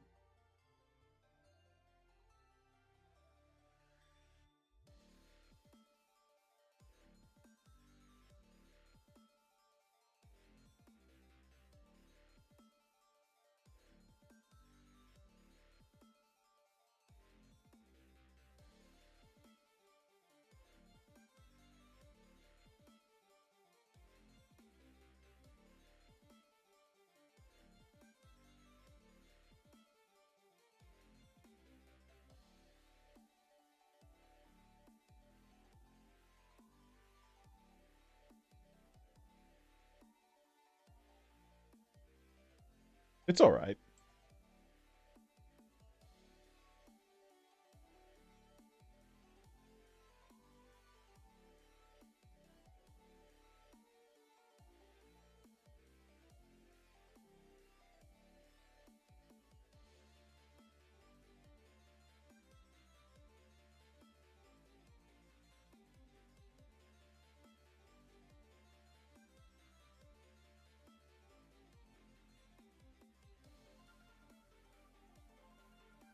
Yeah, it's all right. It feels.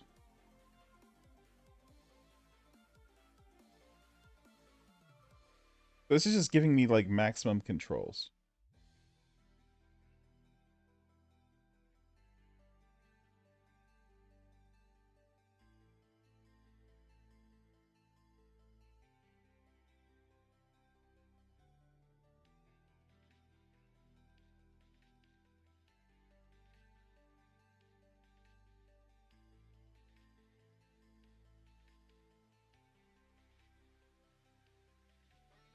It still has that weighty feeling, but then at the same time, I'm like able to get where I need to get to. This is a good. This is a good place for it. Like I want the car to feel like there's weight behind it, and it still has that. Like if you're moving over to the right, it's not like an immediate you can go to the left or something like that, right? You can feel the kind of like the car is shifting its weight around. Okay, I'm satisfied. All right. See. Um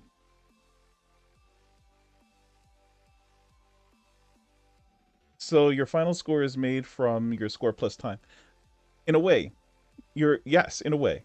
Basically the higher your score, and the more time you spent on that score, time counts as like a detriment, right? In that way.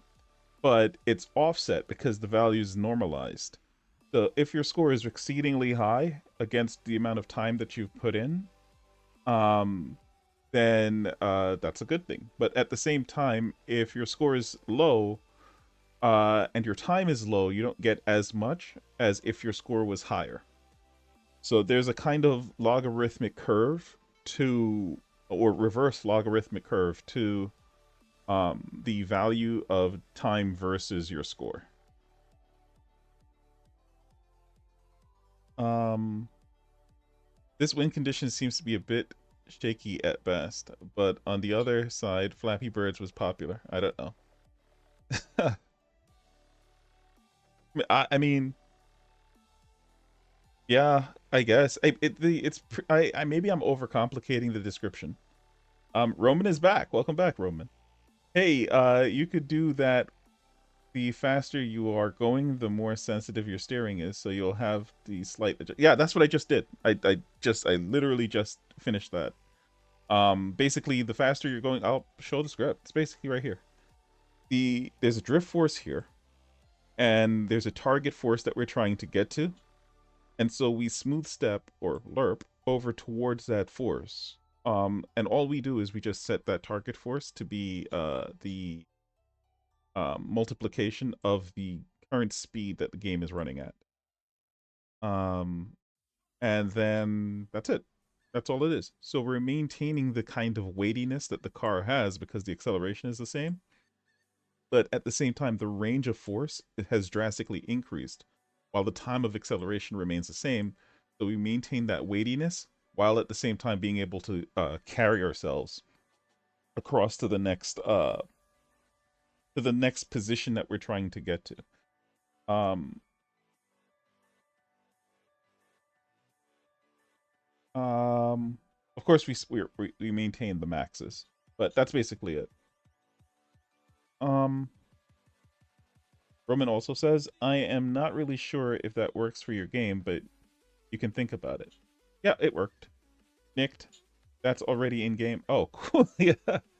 Not high school math. Sorry. Um, okay. Sorry about that, Nick. Didn't want to bring back your high school PTSD. Uh, all right. So let's get into music. We are done balancing out. I feel like we're done. We're in a good place as far as game balance is going right now. Um,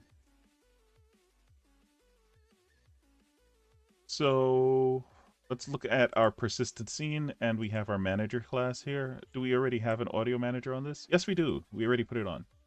It has its sound effect sources, its main music, uh, secondary music source, and it has its primary music. Okay. And it looks like we already have objects for these. Okay. Very nice. Very nice. Um, so with that out of the way, what we actually want to do is create a scriptable object that will handle the transitions based on the current speed the game is running at.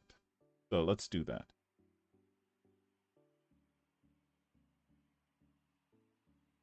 So this would be a scriptable object.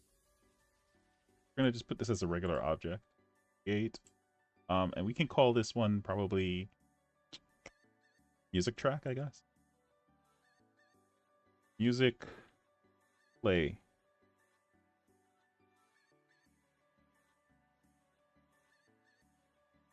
Music play logic, I guess.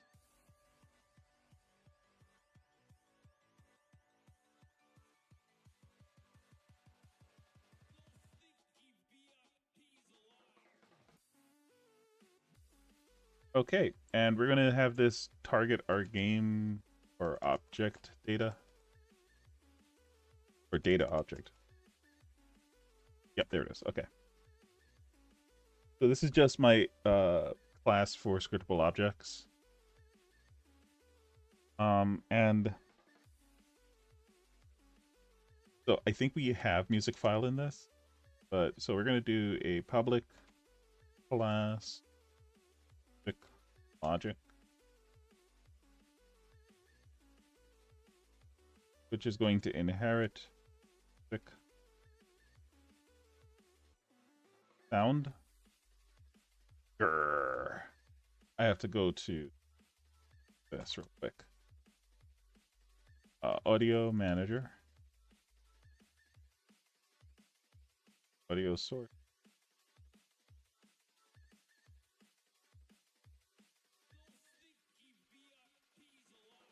Oh. Oh, it doesn't care. So we can actually just make one on our own. This is all just using Unity default stuff. Awesome. I didn't realize I did that. So we can just call music logic here. Public list. You see, like this right here, I did not want NUnit framework. I wanted to use using system generic system collections generic. That's what I wanted to use. So sometimes autocomplete will just give you some random usings, and those will end up causing compile issues.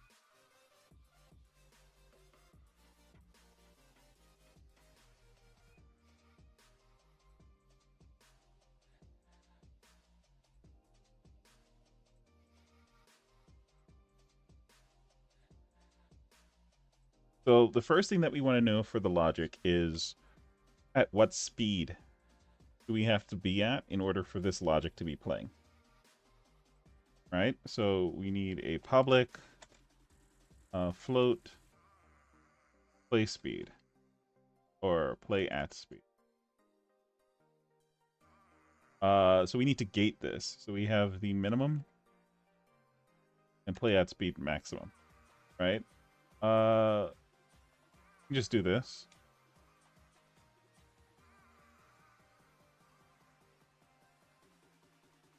There we go. Then over here, and so we know that our max in the game is going to be 400. So range. Oh, oops.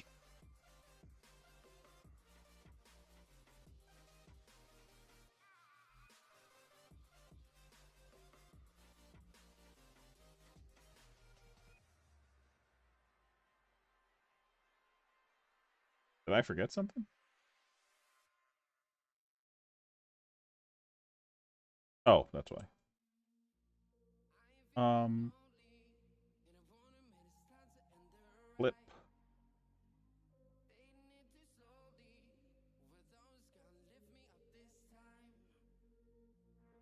There we go.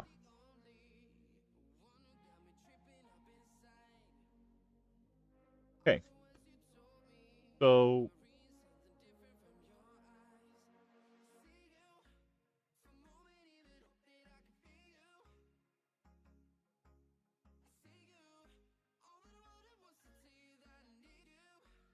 um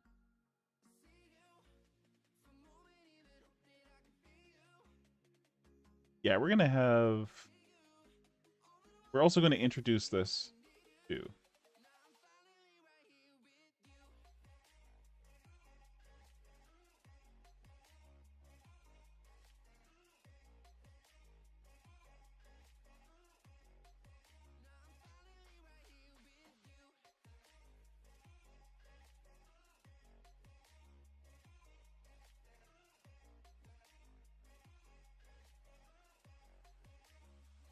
Oh, I already have.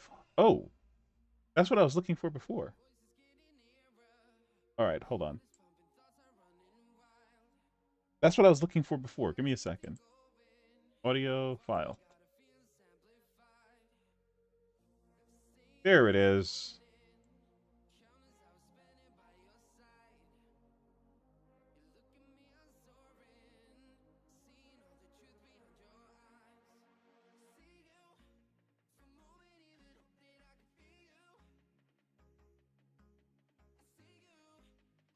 Okay. Let's just do this.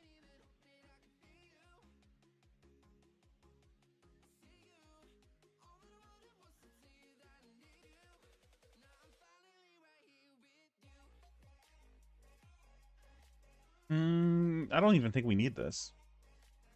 I think we're good. Everything else is just going to happen over here. Let's see what's going on. So, not high school math. Automatic addition using libraries is super annoying. Yeah, it can it can catch you off guard. Nick says my VS Code doesn't even know C sharp. The .NET doesn't work on my machine, so I don't have the problem. I like to imagine that it just forgot what C sharp is. That's not a good thing. I think you probably want to figure that out because, well, it depends. Is it to the point where you're not getting compile errors? Because it should you you should be able to add it at the very minimum C sharp as an extension in when you install VS Code, right? And even if it doesn't, then you should be able to go into the I think it's in the extension. Yeah, it's over here somewhere. It's either in extensions or something. In this area, if it's but and then add C sharp as an extension, so that way it can detect when you're having compile issues instead of having to go to Unity to find out that you have a compile issue.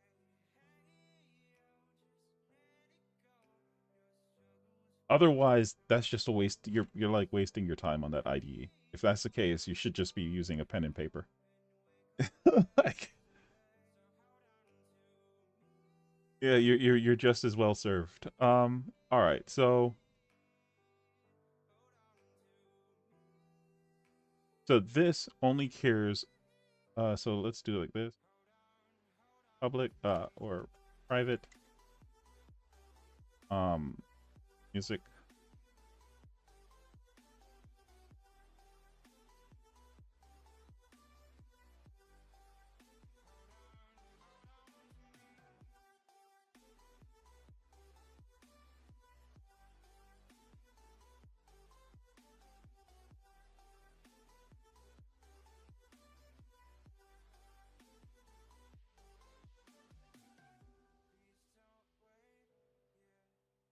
So this is going to be proprietary to this project. Obviously, this shows that you can use the base system, which is the audio file system, in any project that you want.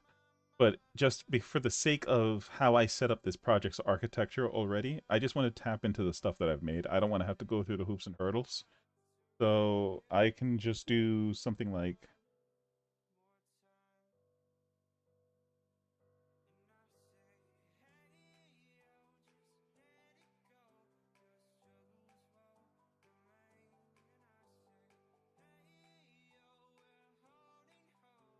right, to get the current speed of the way that the game is playing. And we can just play.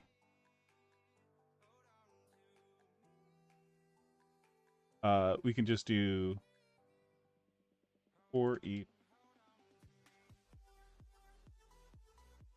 Or actually, we can do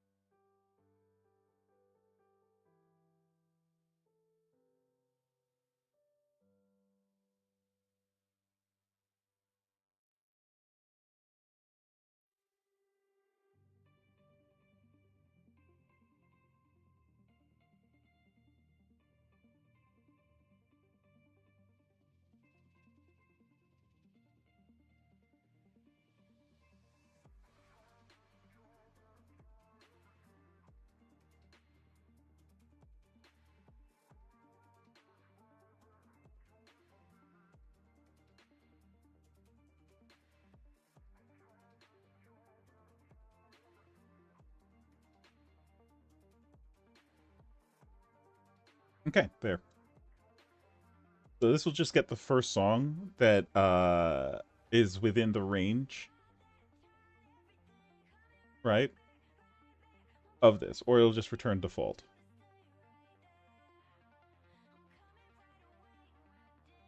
Okay, and so now we can just do if logic, right, else.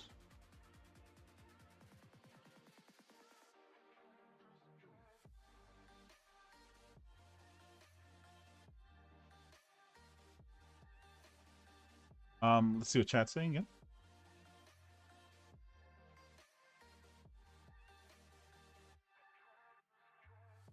I like to.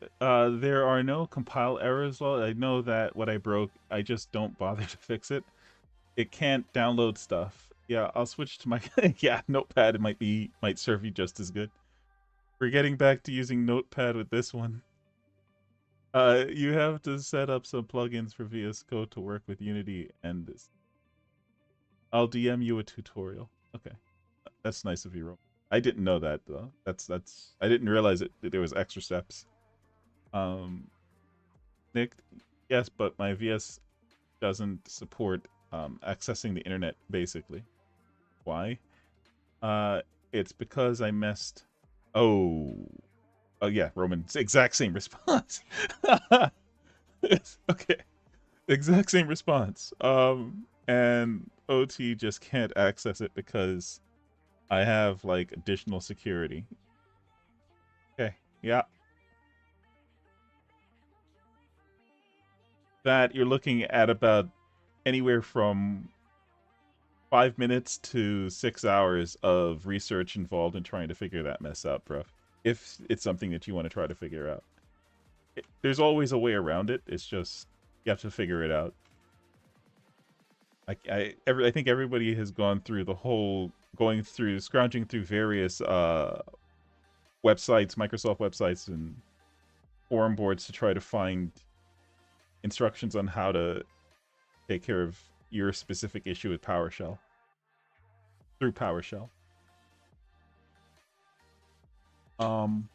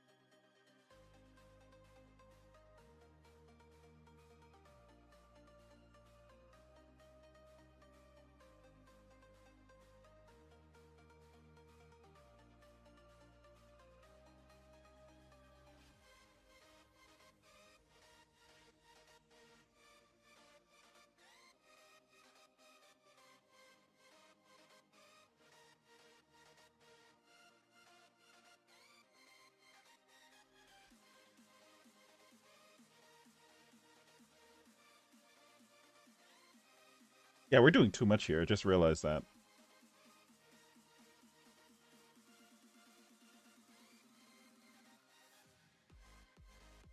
There we go. This should not be handling play.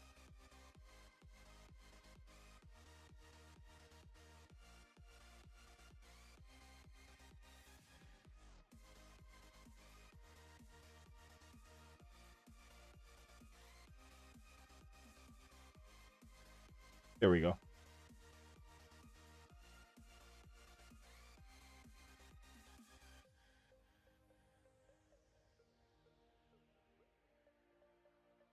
Okay.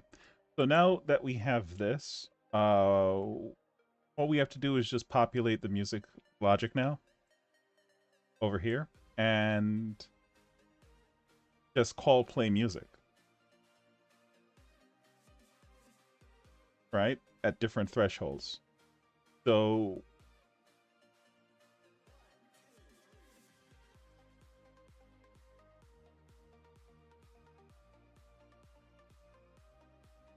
so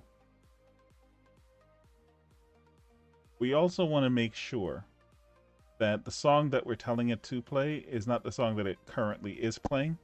In other words, we've reached a new threshold.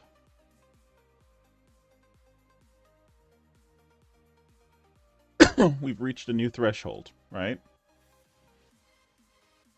So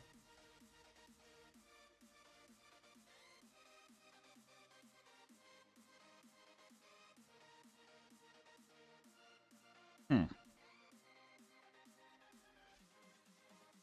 a clean way of approaching that is the question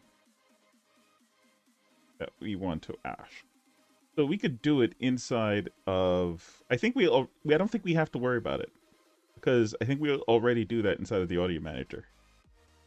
So this is one of those cases of I designed it in already. I already considered that edge case. So I shouldn't have to worry. If we run into it, we run into it. We'll fix it inside the audio manager. We shouldn't be playing into the same song that we are already playing, basically, is what it comes down to.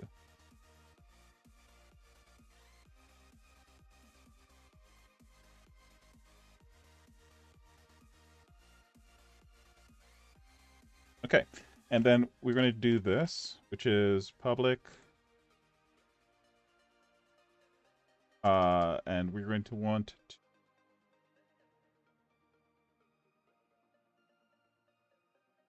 get a array of thresholds.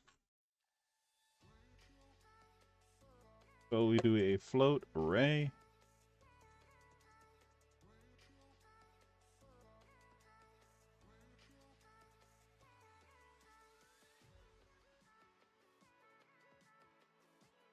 So let's think about this for a second. Each threshold is basically the minimum, I think. So once we hit the minimum,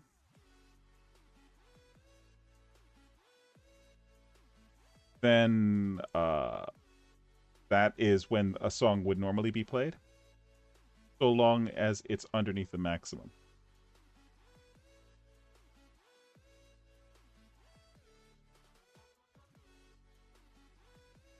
So what we actually want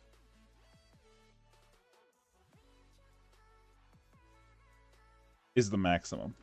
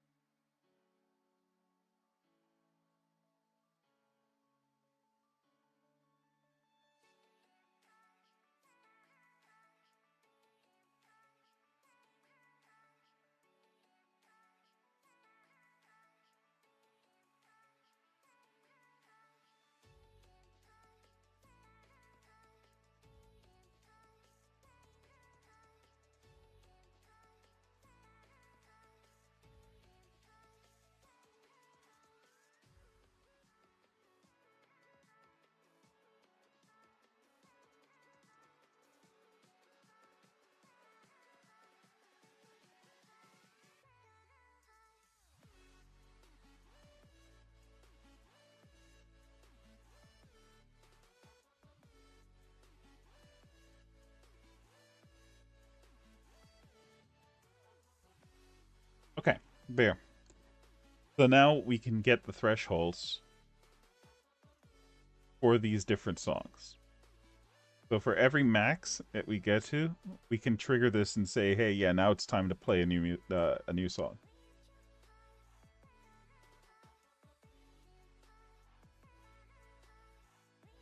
Right? So that means that we need to be able to figure out what song are we actively playing, and if that song's ID is a song that is within this threshold already, right? Or if we're out of the threshold, if we're higher than the threshold, then it's time to play a new song. Right? And so we shouldn't do that in here. Actually, this is fine. This class is done. Do that in the road script where we are handling the increasing of these.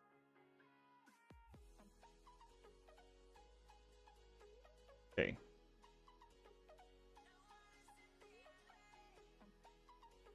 So in the road script, we're going to do a couple of things.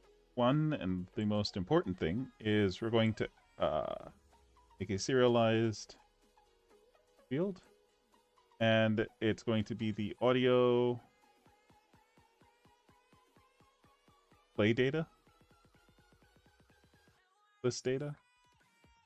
Okay, there. And we're going to go down here and we're going to have, or maybe not, maybe what we should, because I want this to happen outside of this class also. So we're going to do this.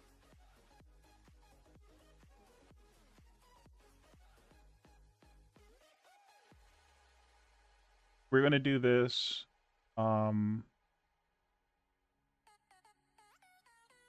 am so tempted to say do it in the audio manager, but I don't think that's a good plan. I almost want to say do it in the game manager. Because this is something that I want to have happen like in every scene and all across the game. No. I think we're going to do this inside of the this right here. We're going to make this hyper specific.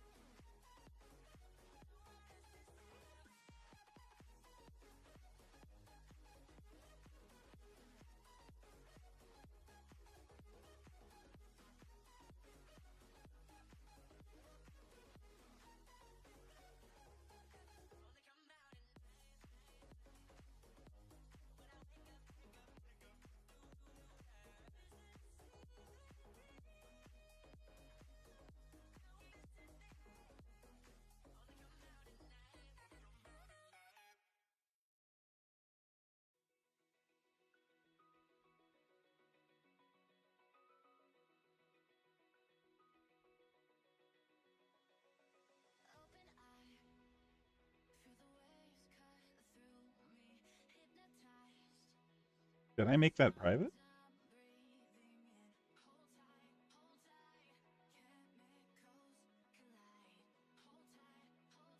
Oh, whoops. Music play logic is what we're.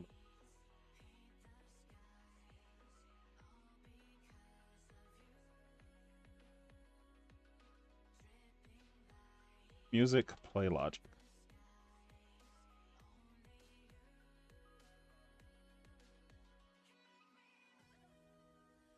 Here we go. Okay, so now we're going to call this on the initialize, which is over here somewhere.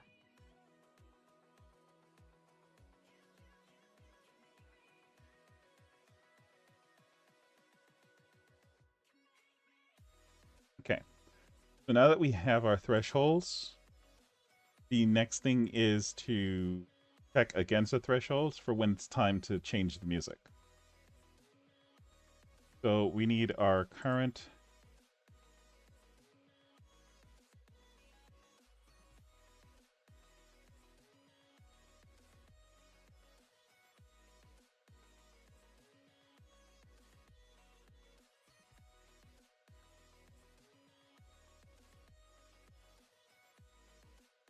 oh, we don't need that.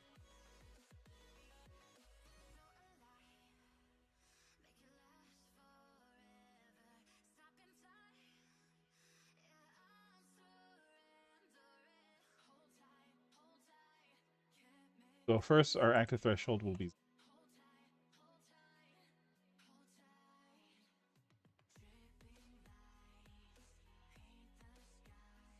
And so then we do audio.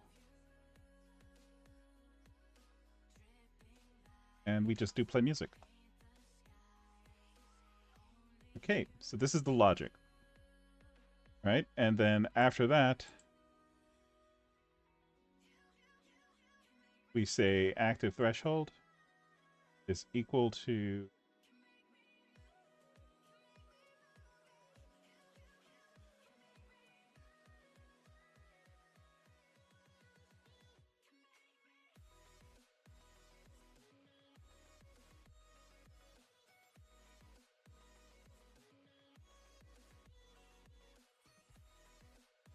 actually, let's not do it this way.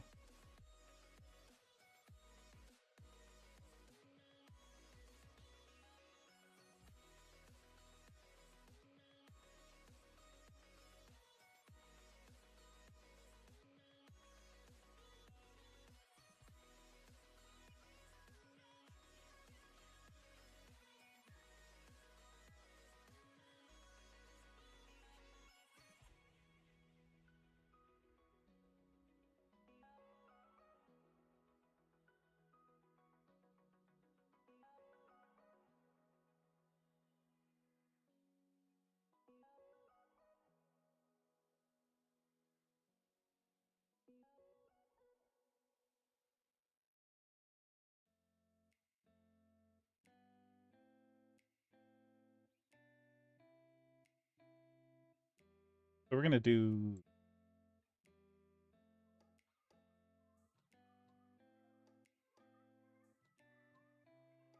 Let's make a new one first. Click.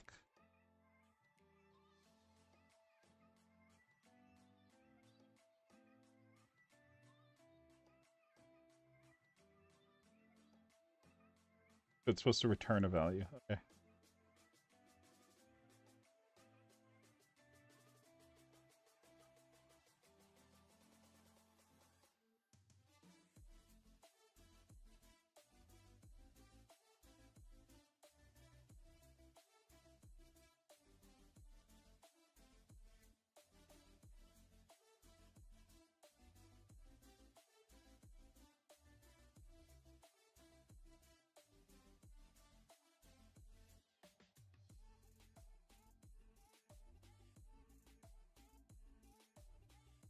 Okay.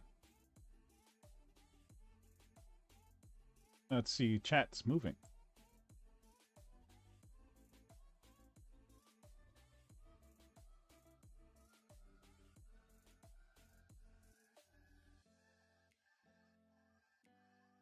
See. Yes, but my VS doesn't support accessing the internet. Anything on morning better for me. Oh yeah, I know what I need. I need to find a tutorial that shows me how I could do a GUI, like opening cameras only then being able to change them. Yeah, I missed something. Because I missed. Okay, I know what I need. Okay, right. Okay, I guess I didn't miss something. Guys, we're voting. Are you better at coding during the morning or evening? Romaleko says, morning for me. Anything on mornings is just better. What about you, Nick? It he split. Um, I'm, I'm more willing to focus in the evening. I'm less distracted, but I feel more creative in the morning, I guess. Okay, buddy. I'm checking out Writer again, and all the new scripts are still flagged as IL code, but in VS, it's entirely fine. I live technology. I I live, laugh, love. Um, what about a factory reset of your PC? That's part of, yeah. You said it, Roman. Roman says, "Is that feasible for you?" Nick, the entire PC. Nick says, "I don't really have a hard drive to spare for backup." Romaleko says, "Yep. Just save whatever is important on drive. Give you 15 gigs for free for every account. Yeah, of which I have none." You mean Google Drive? Yep. I don't think making like 2 terabits.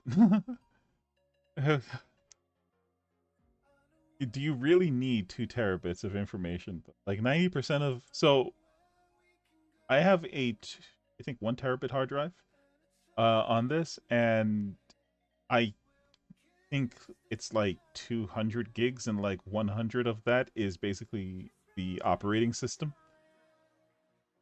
So then it's like most everything I could just do can be gotten rid of, and most of it is all just um like system setup stuff and then Steam.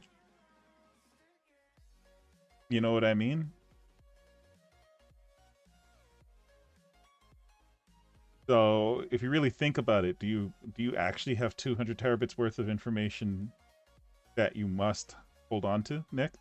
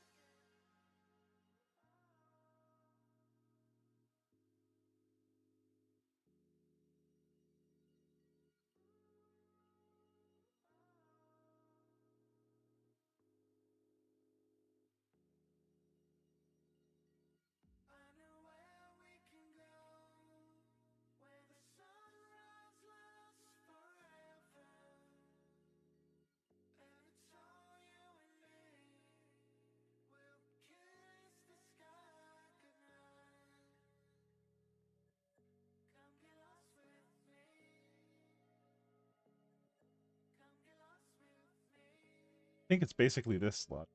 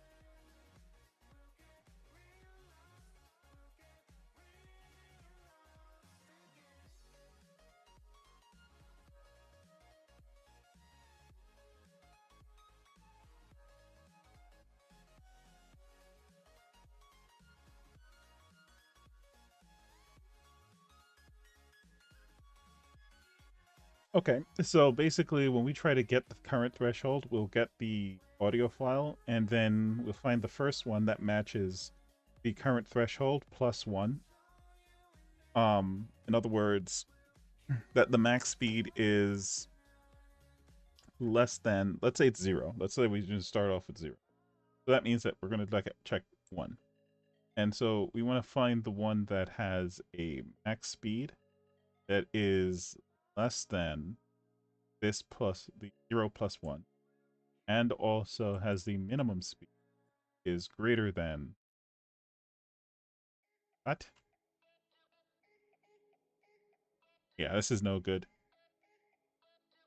Logic is failing hard, hard, hard, hard.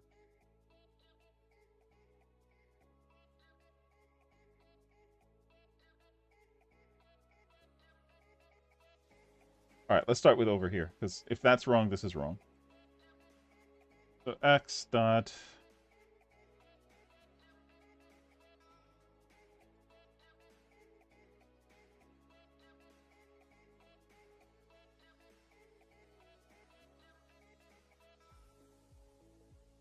So as long as the minimum speed is less than,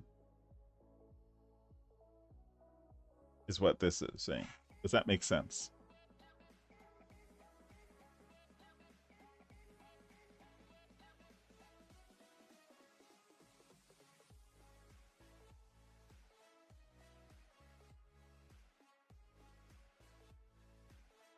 Play minimum speed is less than or equal to the speed.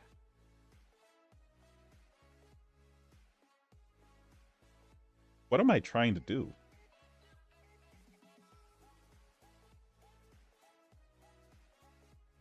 We're going to go through the list and then look for anything that has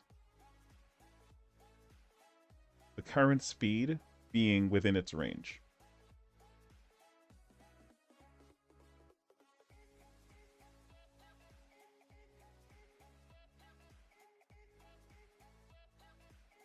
You know what? It's times like this that we need to do this. My brain is not letting me.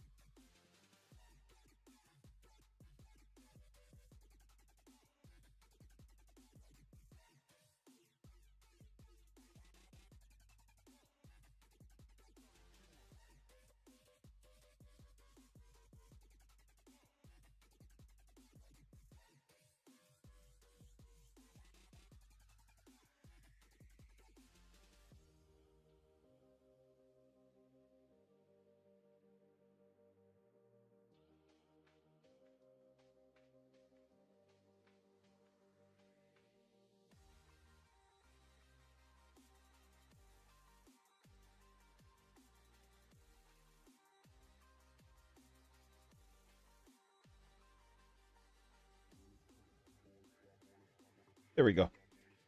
That's what I want to get done.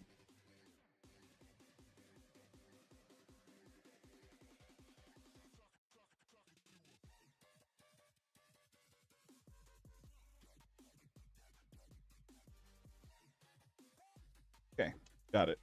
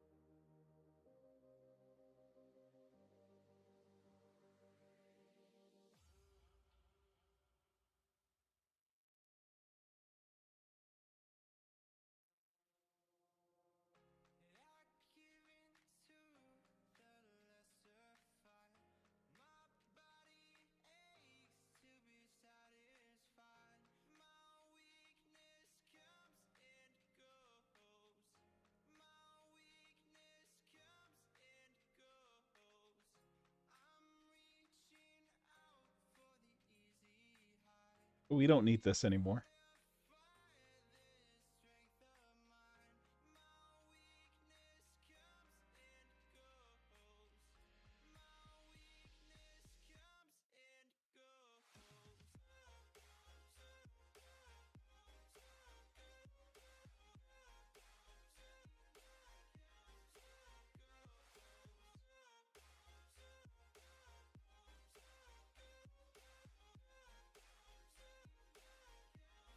There we go.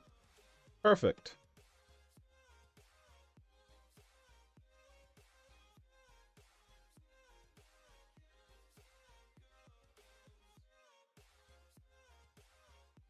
All right, let's go check chat. You know what? Hold on 1 second. I gotta... This is something I wish Roman did all the time. He used to do it, and then he just stopped. I don't know why. But it's always fun.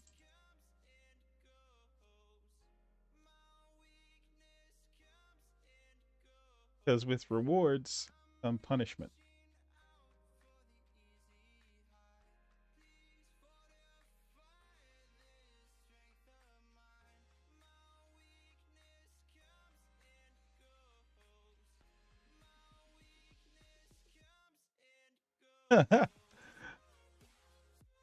Watching you guys fly is awesome. Um,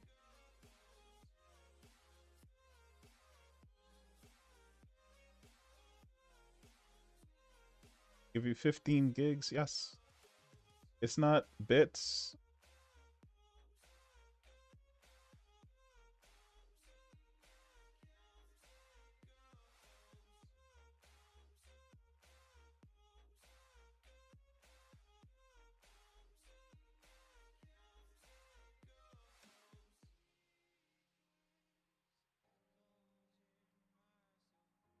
Okay, so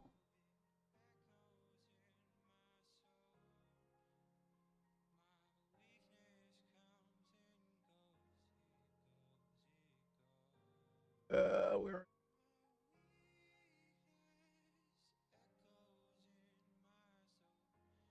it's not bits, it's bytes, but at least 500.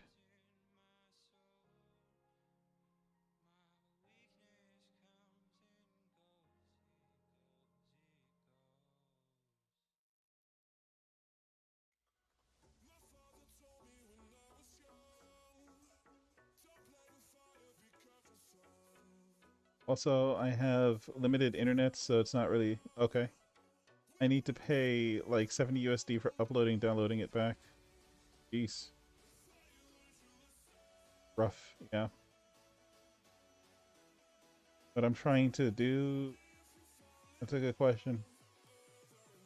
mean, you gotta find, if it's getting in your way, then you should definitely try to find an alternative, man, or some type of solution.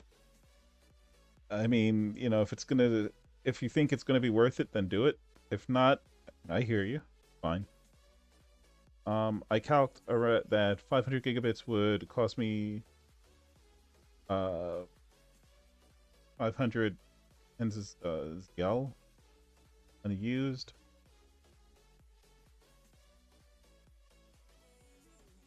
Because upload download 100 USD. So I think I'd rather buy an external SSD. Makes more sense. You don't need you don't have to back up everything anyway, like apps and stuff that you use. Yeah, that's what I was saying. Like most of the stuff that's there is stuff that is, but then he's saying that he has internet issues. So it's like that's rough.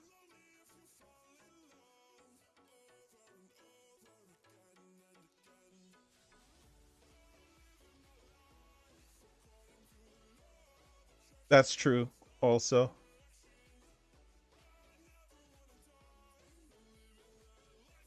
Well, it's not that you it's that like you can partition parts of your hard drive out and then store your stuff there and then reset your OS. So it's not so much that you've eliminated all of the stuff on your computer, and then you can take the stuff off of the part of the hard drive that you stored things on. So you can create a virtual hard drive and then store your stuff on that, and then reset your main hard drive's OS, then get the stuff off of the partitioned hard drive and bring them back to the main hard drive. That's, I think, what he was referencing there, or I think that's what they do under the hood.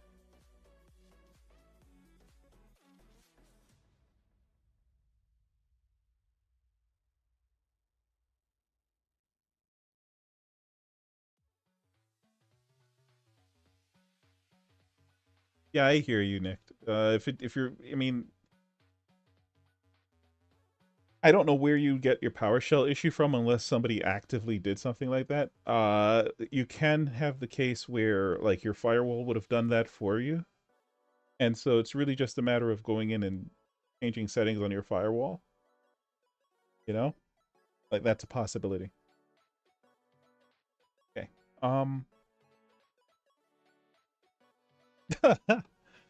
It's yeah. Okay. So, all right, let's see if our system is working now. We just need to do two things. But uh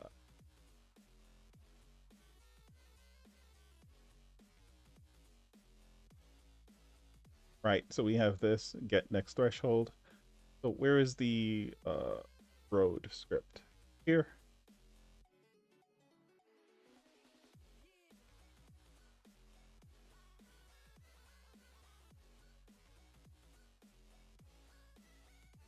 Right?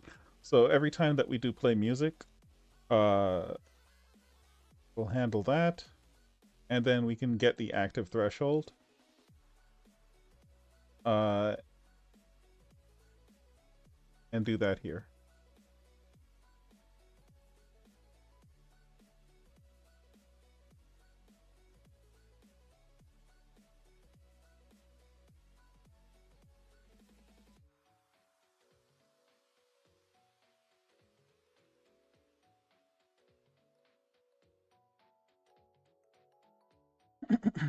Okay.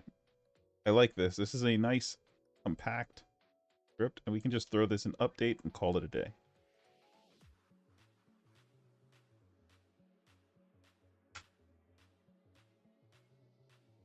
This needs to be put somewhere up here.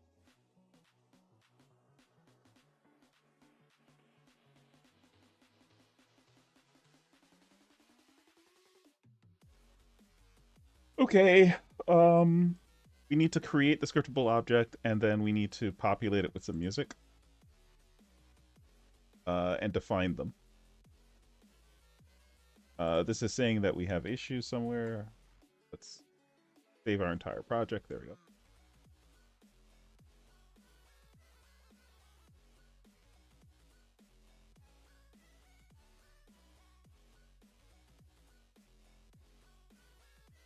Scriptable objects. Where are you? Sources. So we're going to create a new scriptable object, and it's going to be our music list. Road music. Call it that.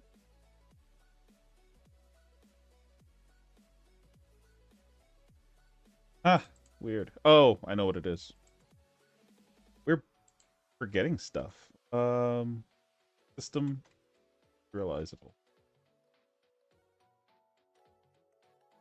Go.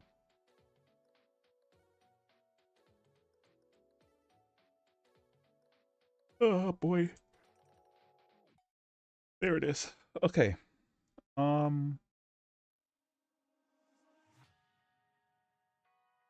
So we're gonna have, let's say 4 songs for now. Right? Gonna be for the max. Gonna be 100. And this one is gonna be at around 200. And this one's gonna be at about 100. Right? So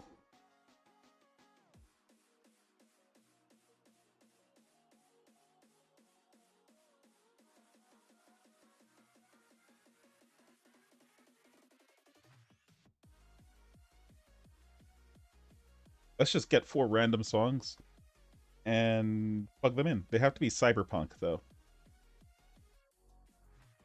I like that has to be a thing, I think. So the closest thing to cyberpunk is like synthwave stuff.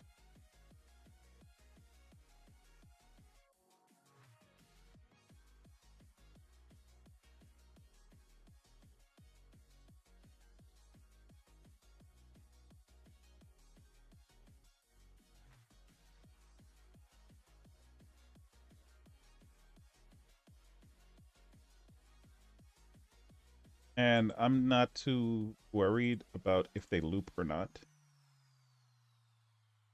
Just need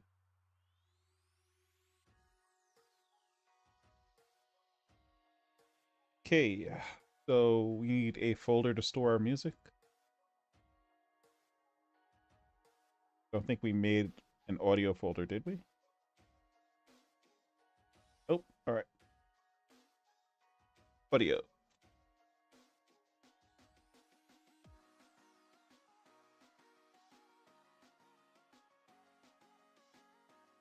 Music. And while we're here, might as well make the other folder. Sound FX. That's not too far away.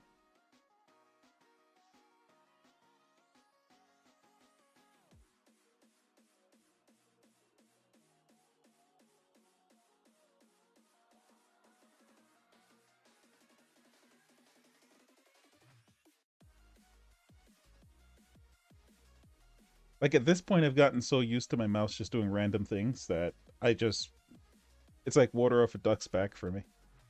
I clicked and all I did was left click and suddenly it duplicated stuff and it's crazy. Like all I did was left click. Okay, there we go. And that time I was supposed to get all 4, but it got 3 instead. It's like, yeah, whatever. Literally stop caring. Okay, so we go to the scriptable objects. We are going to lock this one in. And we're probably gonna have to turn off or turn down the main music right now so that way we can hear what's going on with this. We're just going to assign based on just like what it looks like is happening here.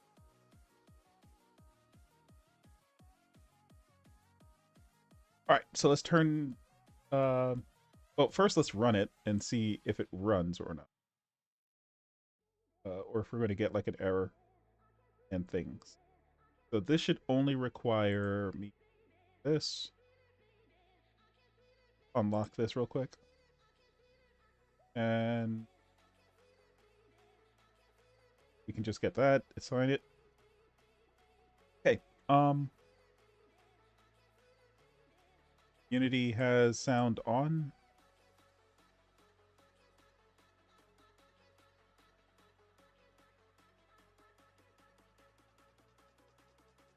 Hey!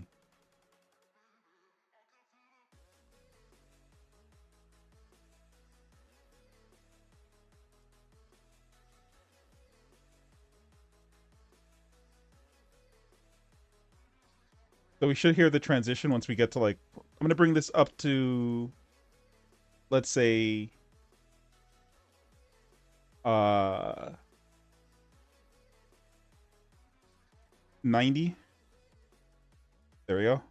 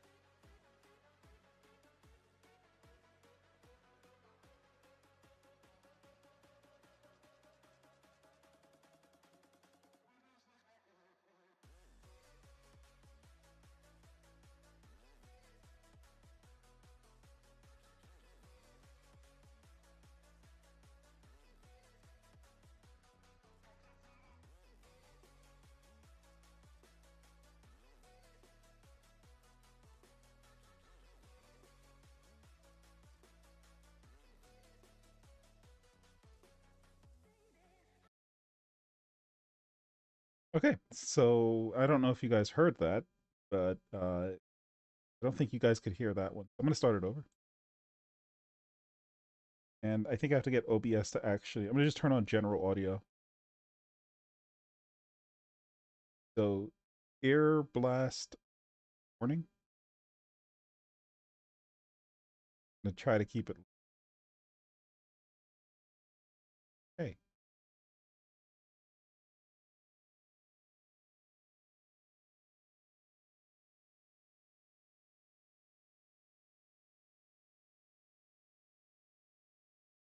Okay, so you guys let me know. It sounds okay.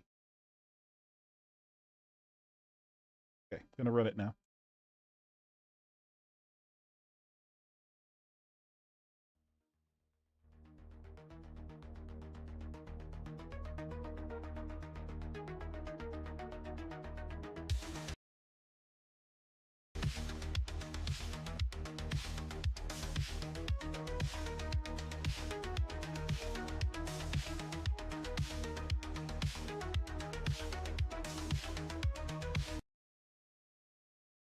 Yep, there it is. Okay.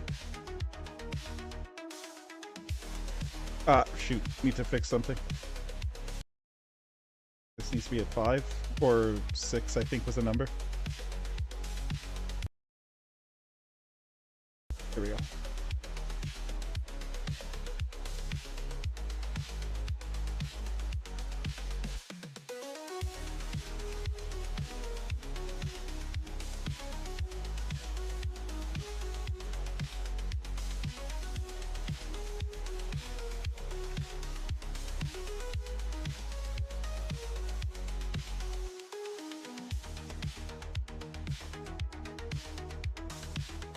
So it should transition pretty soon. I think I need to, I mean, I'm not looking at the actual number, I'm just looking at the miles per hour.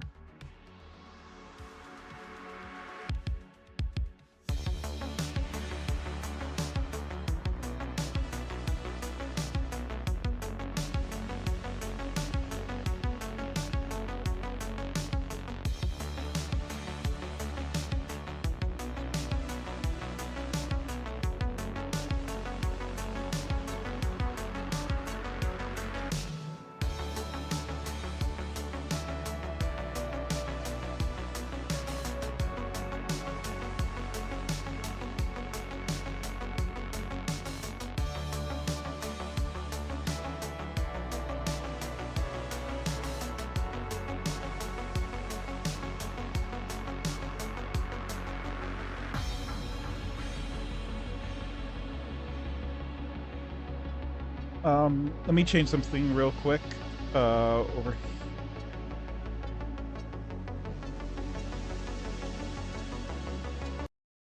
I need to fix this. There we go.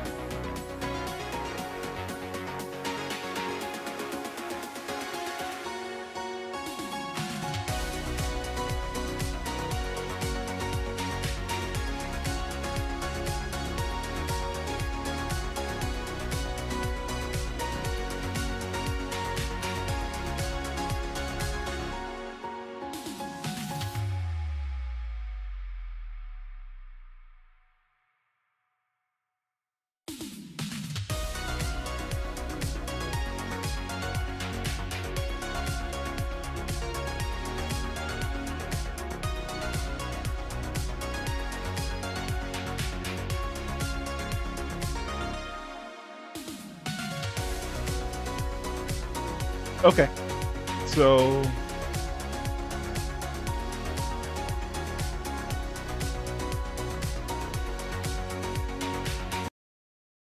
there we go.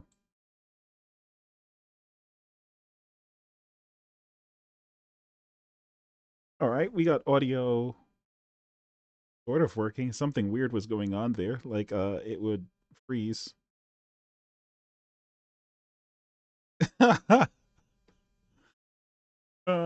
That's supposed to have the opposite effect, dude. Maybe I should flip them around and put that one at the front. Regardless, I just wanted to see if the system was working. I just grabbed four random music and it's sort of working. I'm seeing a small problem. There is a small problem. I'm not sure where it's happening.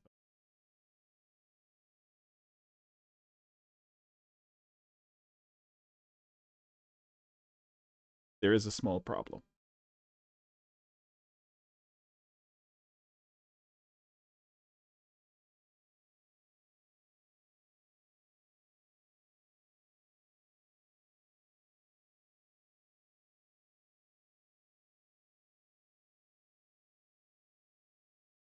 Hmm.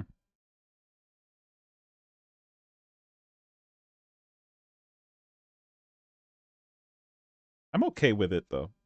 I think it's fine. Honest, I think it's fine. There is a small problem, and I don't know how to address it yet. It's basically that when the songs are transitioning, for whatever reason, the game, the frames drop to like 0 and then pick up real fast. So the only thing that I could do is to do a profile check on it and find out where that hit is happening.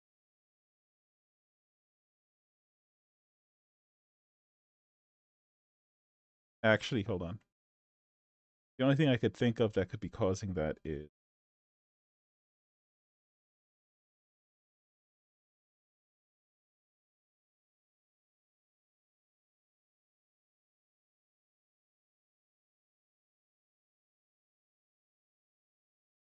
where play find music is called in two places. Called when we do play music.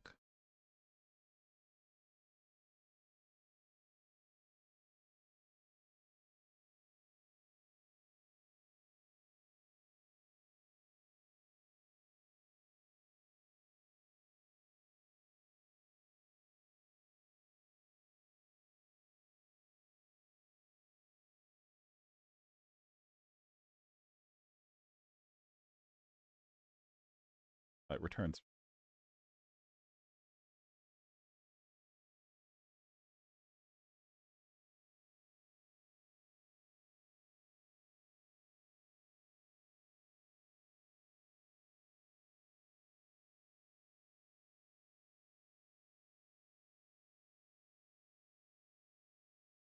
Okay.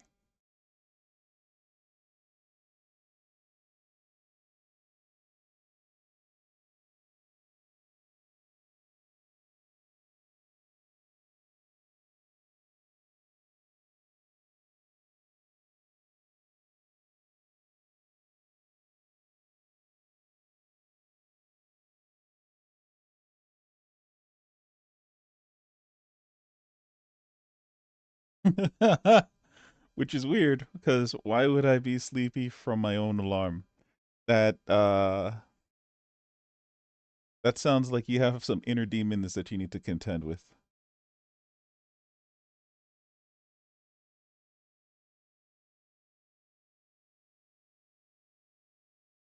See. I'm just trying to come up with a clever way of dealing with this. Well, you know what? First, let's even find out if this is where the problem is. Let's do debug.log.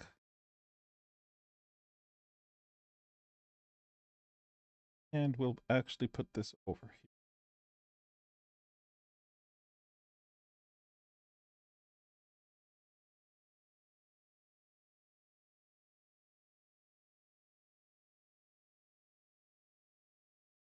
Okay, right now.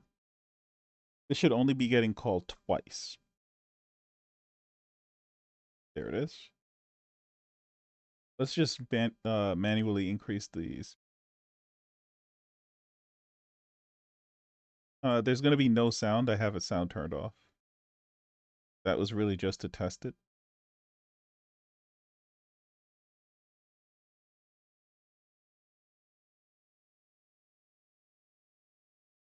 Yeah, I see.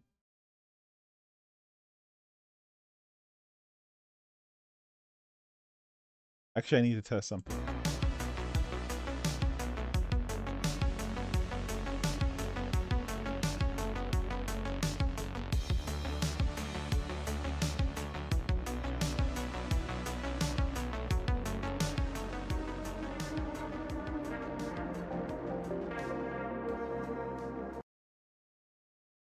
Okay.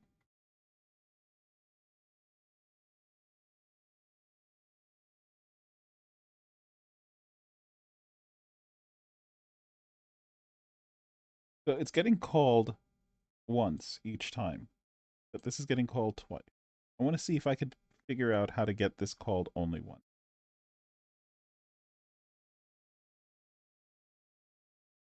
Closest thing I could think of is to make it float.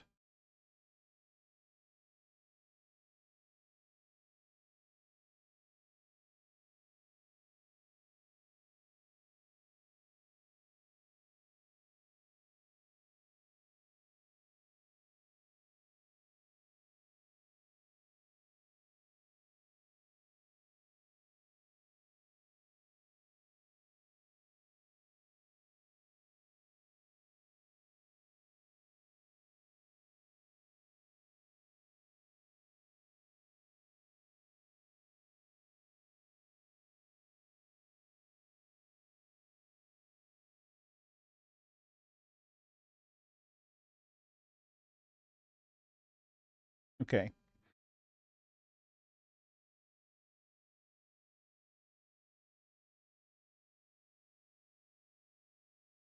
So now we don't need to do this. Go to where this is.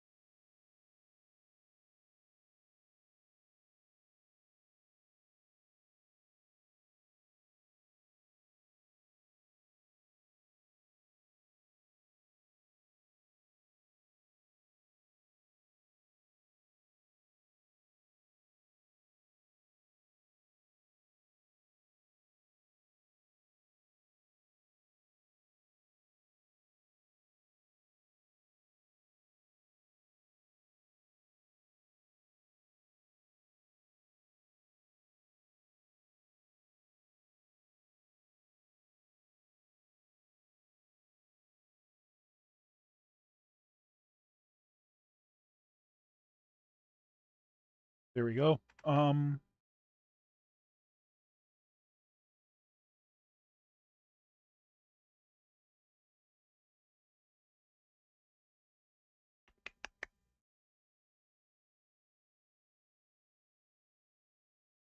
Okay, I think that's it.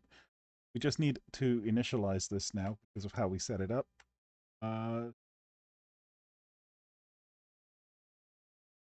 4, actually.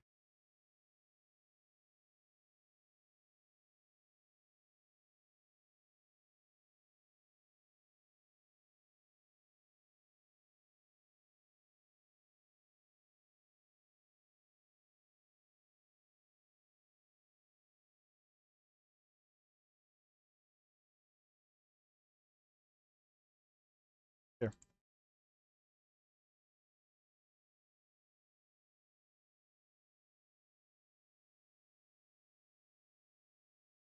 Okay, let's clear it out.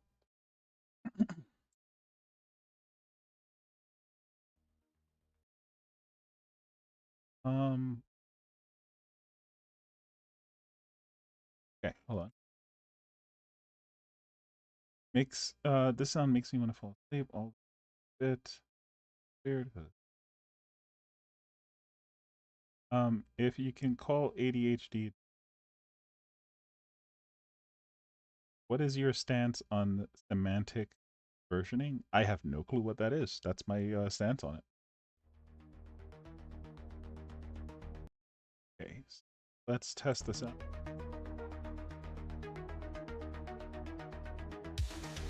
I know what those two words are. I don't know what they mean together.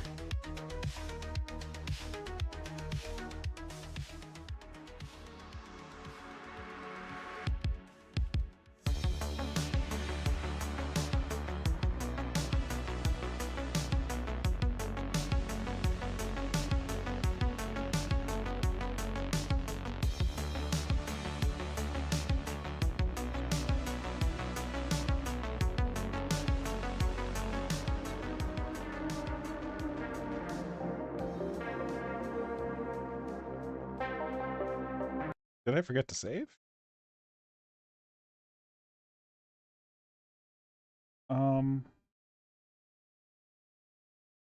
If the road speed is less than equal to current music, let's check those plays. I think maybe I left them all at default 0. What happened?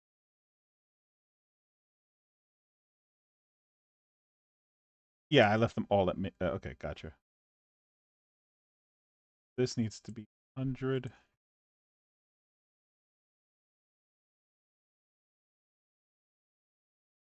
300. And let's increase the transition speed. Feel that's a bit better. A bit smoother. 0.5 feels a little bit too fast for these.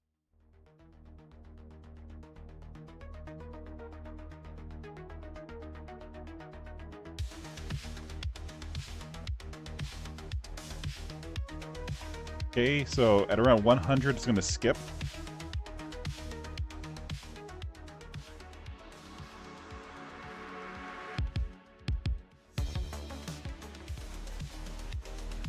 But then when I go back, there's no skip at all.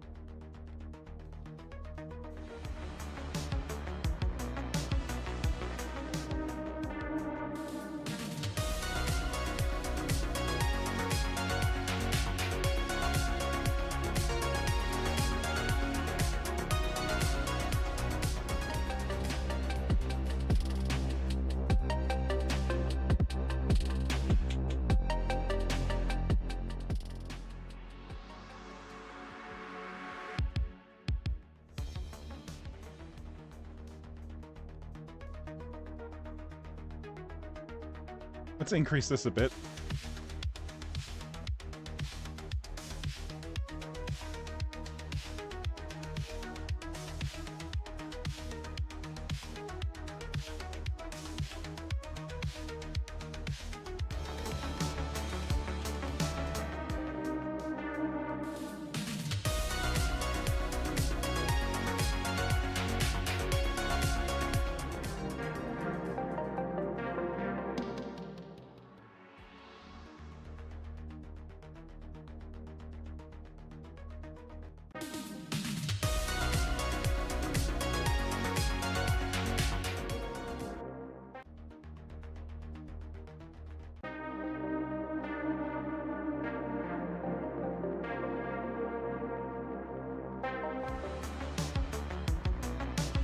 Okay. It has something to do with how Unity handles its audio sources because there's like no, so there's an initial lag every time that a new song starts, right? But then if I just like go back and then use an old song, there's no issue. If I go forward and then use a song that we had already used long ago, there's no issue. It just happens one time at the very beginning.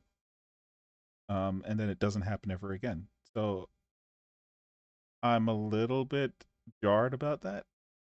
I'm not sure why it's doing.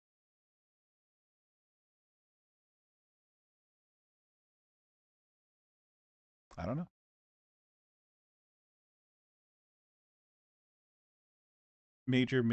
What your stance on major minor major minor patch 1.83 versions scheme? I have no clue what that is.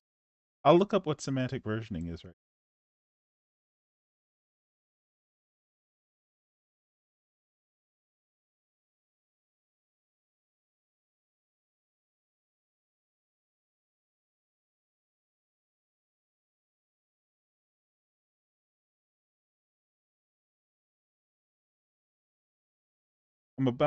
What I was going to do is probably try putting it into a resource and then loading it through resource instead of just loading the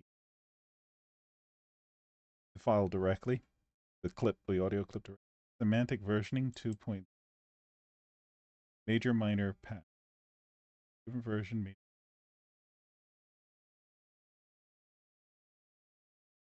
Introduction. In the world of software management, there is a dreaded place called dependency. The bigger your system grows, the more packages you integrate into your software, more likely you are one day, what yourself one day in this pit of despair. In systems with many dependencies, releasing new package versions can quickly become it. If the dependency specifications are too tight, you're in danger of version lock.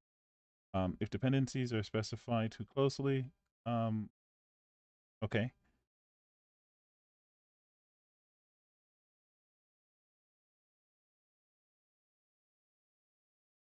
major version and incompatible API changes, minor version, and add functionality in backward compatible manner.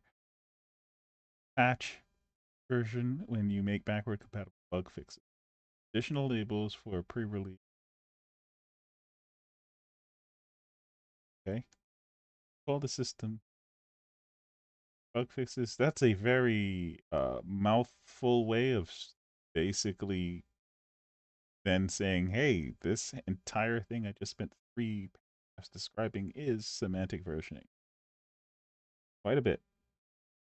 Um, Under this scheme, version numbers and the way they change, they meaning about the underlying code and what has been.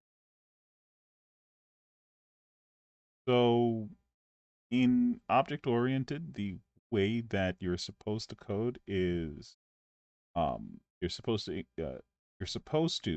get around this intuitively by using what's called encapsulation as well as separation of concerns. And by sticking to those things, generally, you don't end up in situations where you end up in dependency hell, as this piece has dubbed it. Um, and that's part of actually what my my videos have been about. It's about creating code in a way that you can use it in all of your different projects, right? So like a lot of the code base for this is the same code base from the RPG, and I spent the entire time at the RPG making a code base that anyone can just grab and put into any of their projects. Because each one is encapsulated, right? And like even the state machine that I made, which pretty awesome for me. Uh, you can throw whatever code you want into it and put it into any project in any situation. It can be used as a finite state machine if you want to use it that way. It can be used as a gulp state machine if you want to use it that way. it's it's very much the state machine that you need for the purposes because it's running um on all fronts. But at the same time, I push towards making sure that only the parts that are being used are the parts that are running in it. And that's the way the code is set up for it.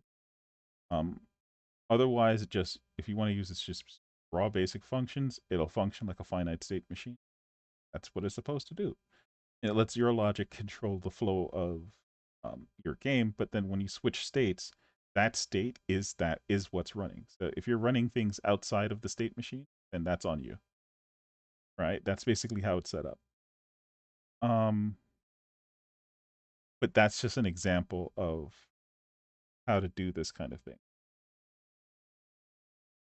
Semantic versioning specifications, software using. Yeah, there's a whole bunch of stuff here. I'll read it later. Um, but it looks to be pretty fundamental. It's just pointing out the problem.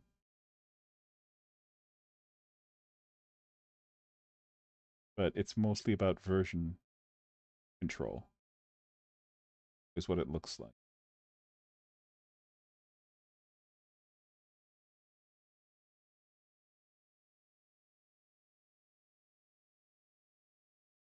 And then being able to identify or use keywords to identify specifically what each version is. What it looks like. I have to read it.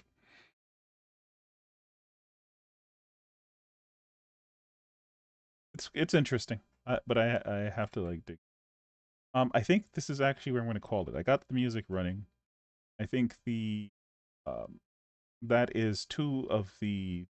I think there was four remaining things that I hadn't taken care of yesterday. Back. There we go. So I want to hit. So I want to hit. We didn't touch polish mechanics. Well, we kind of did. We didn't add any actual polish to the game yet. We did. We did tweak like the drifting around and stuff. The difficulty curve. I'm gonna go back one day. So we haven't touched game feel. We need to do the transition. So I'm gonna actually spend tomorrow doing this.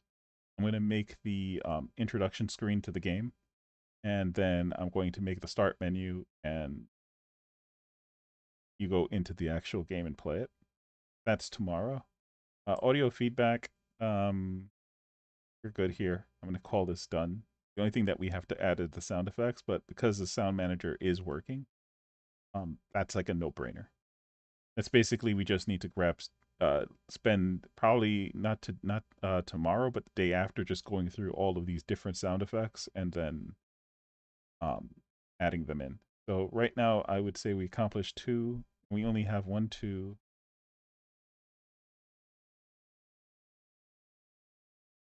We have three things left. We have. I want to tap difficulty curve.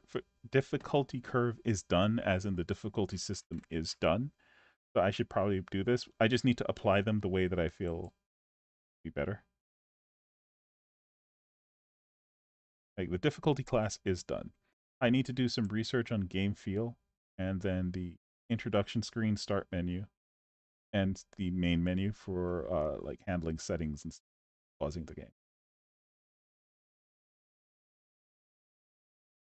That's it.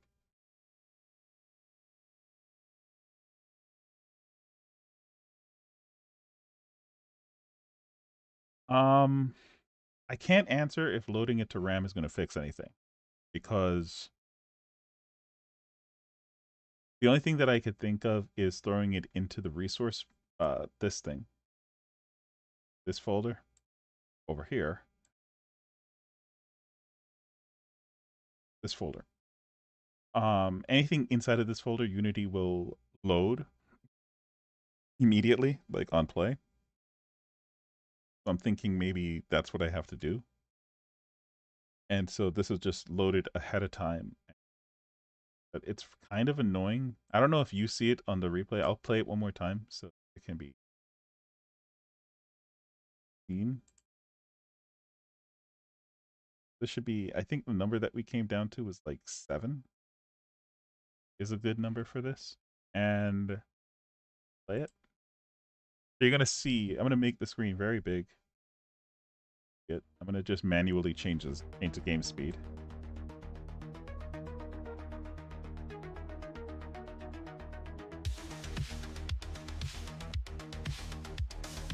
Okay, so you're going to see like a moment where there's going to be like a pause. Like I'm pausing it right now, but in a moment you're going to see like a moment where there's like a pause, and my mouse is going to be over this area, the road speed. I'm just going to be changing the game's speed from here, right? But once this hits like 100 and stuff, you're going to see that the game pause as I go towards 400. Ready, set, and go.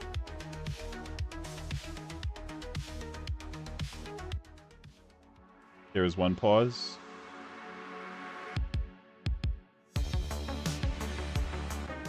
That's the next pause.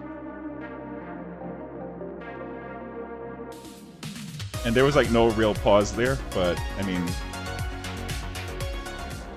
then if I go back, there's no pausing at all.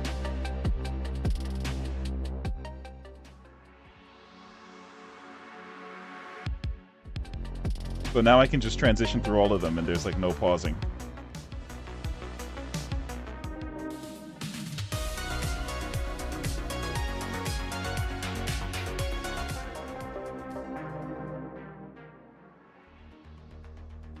Right?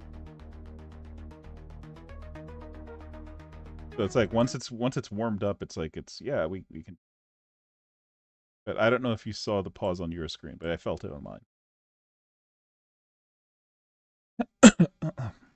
Okay. All right, so I'm gonna call it there. This was a solid day. That was excellent. Thanks for joining, man, and thanks for the conversation. You got some points out of it though. And I'll look into what semantic versioning is in a bit. Take care, man.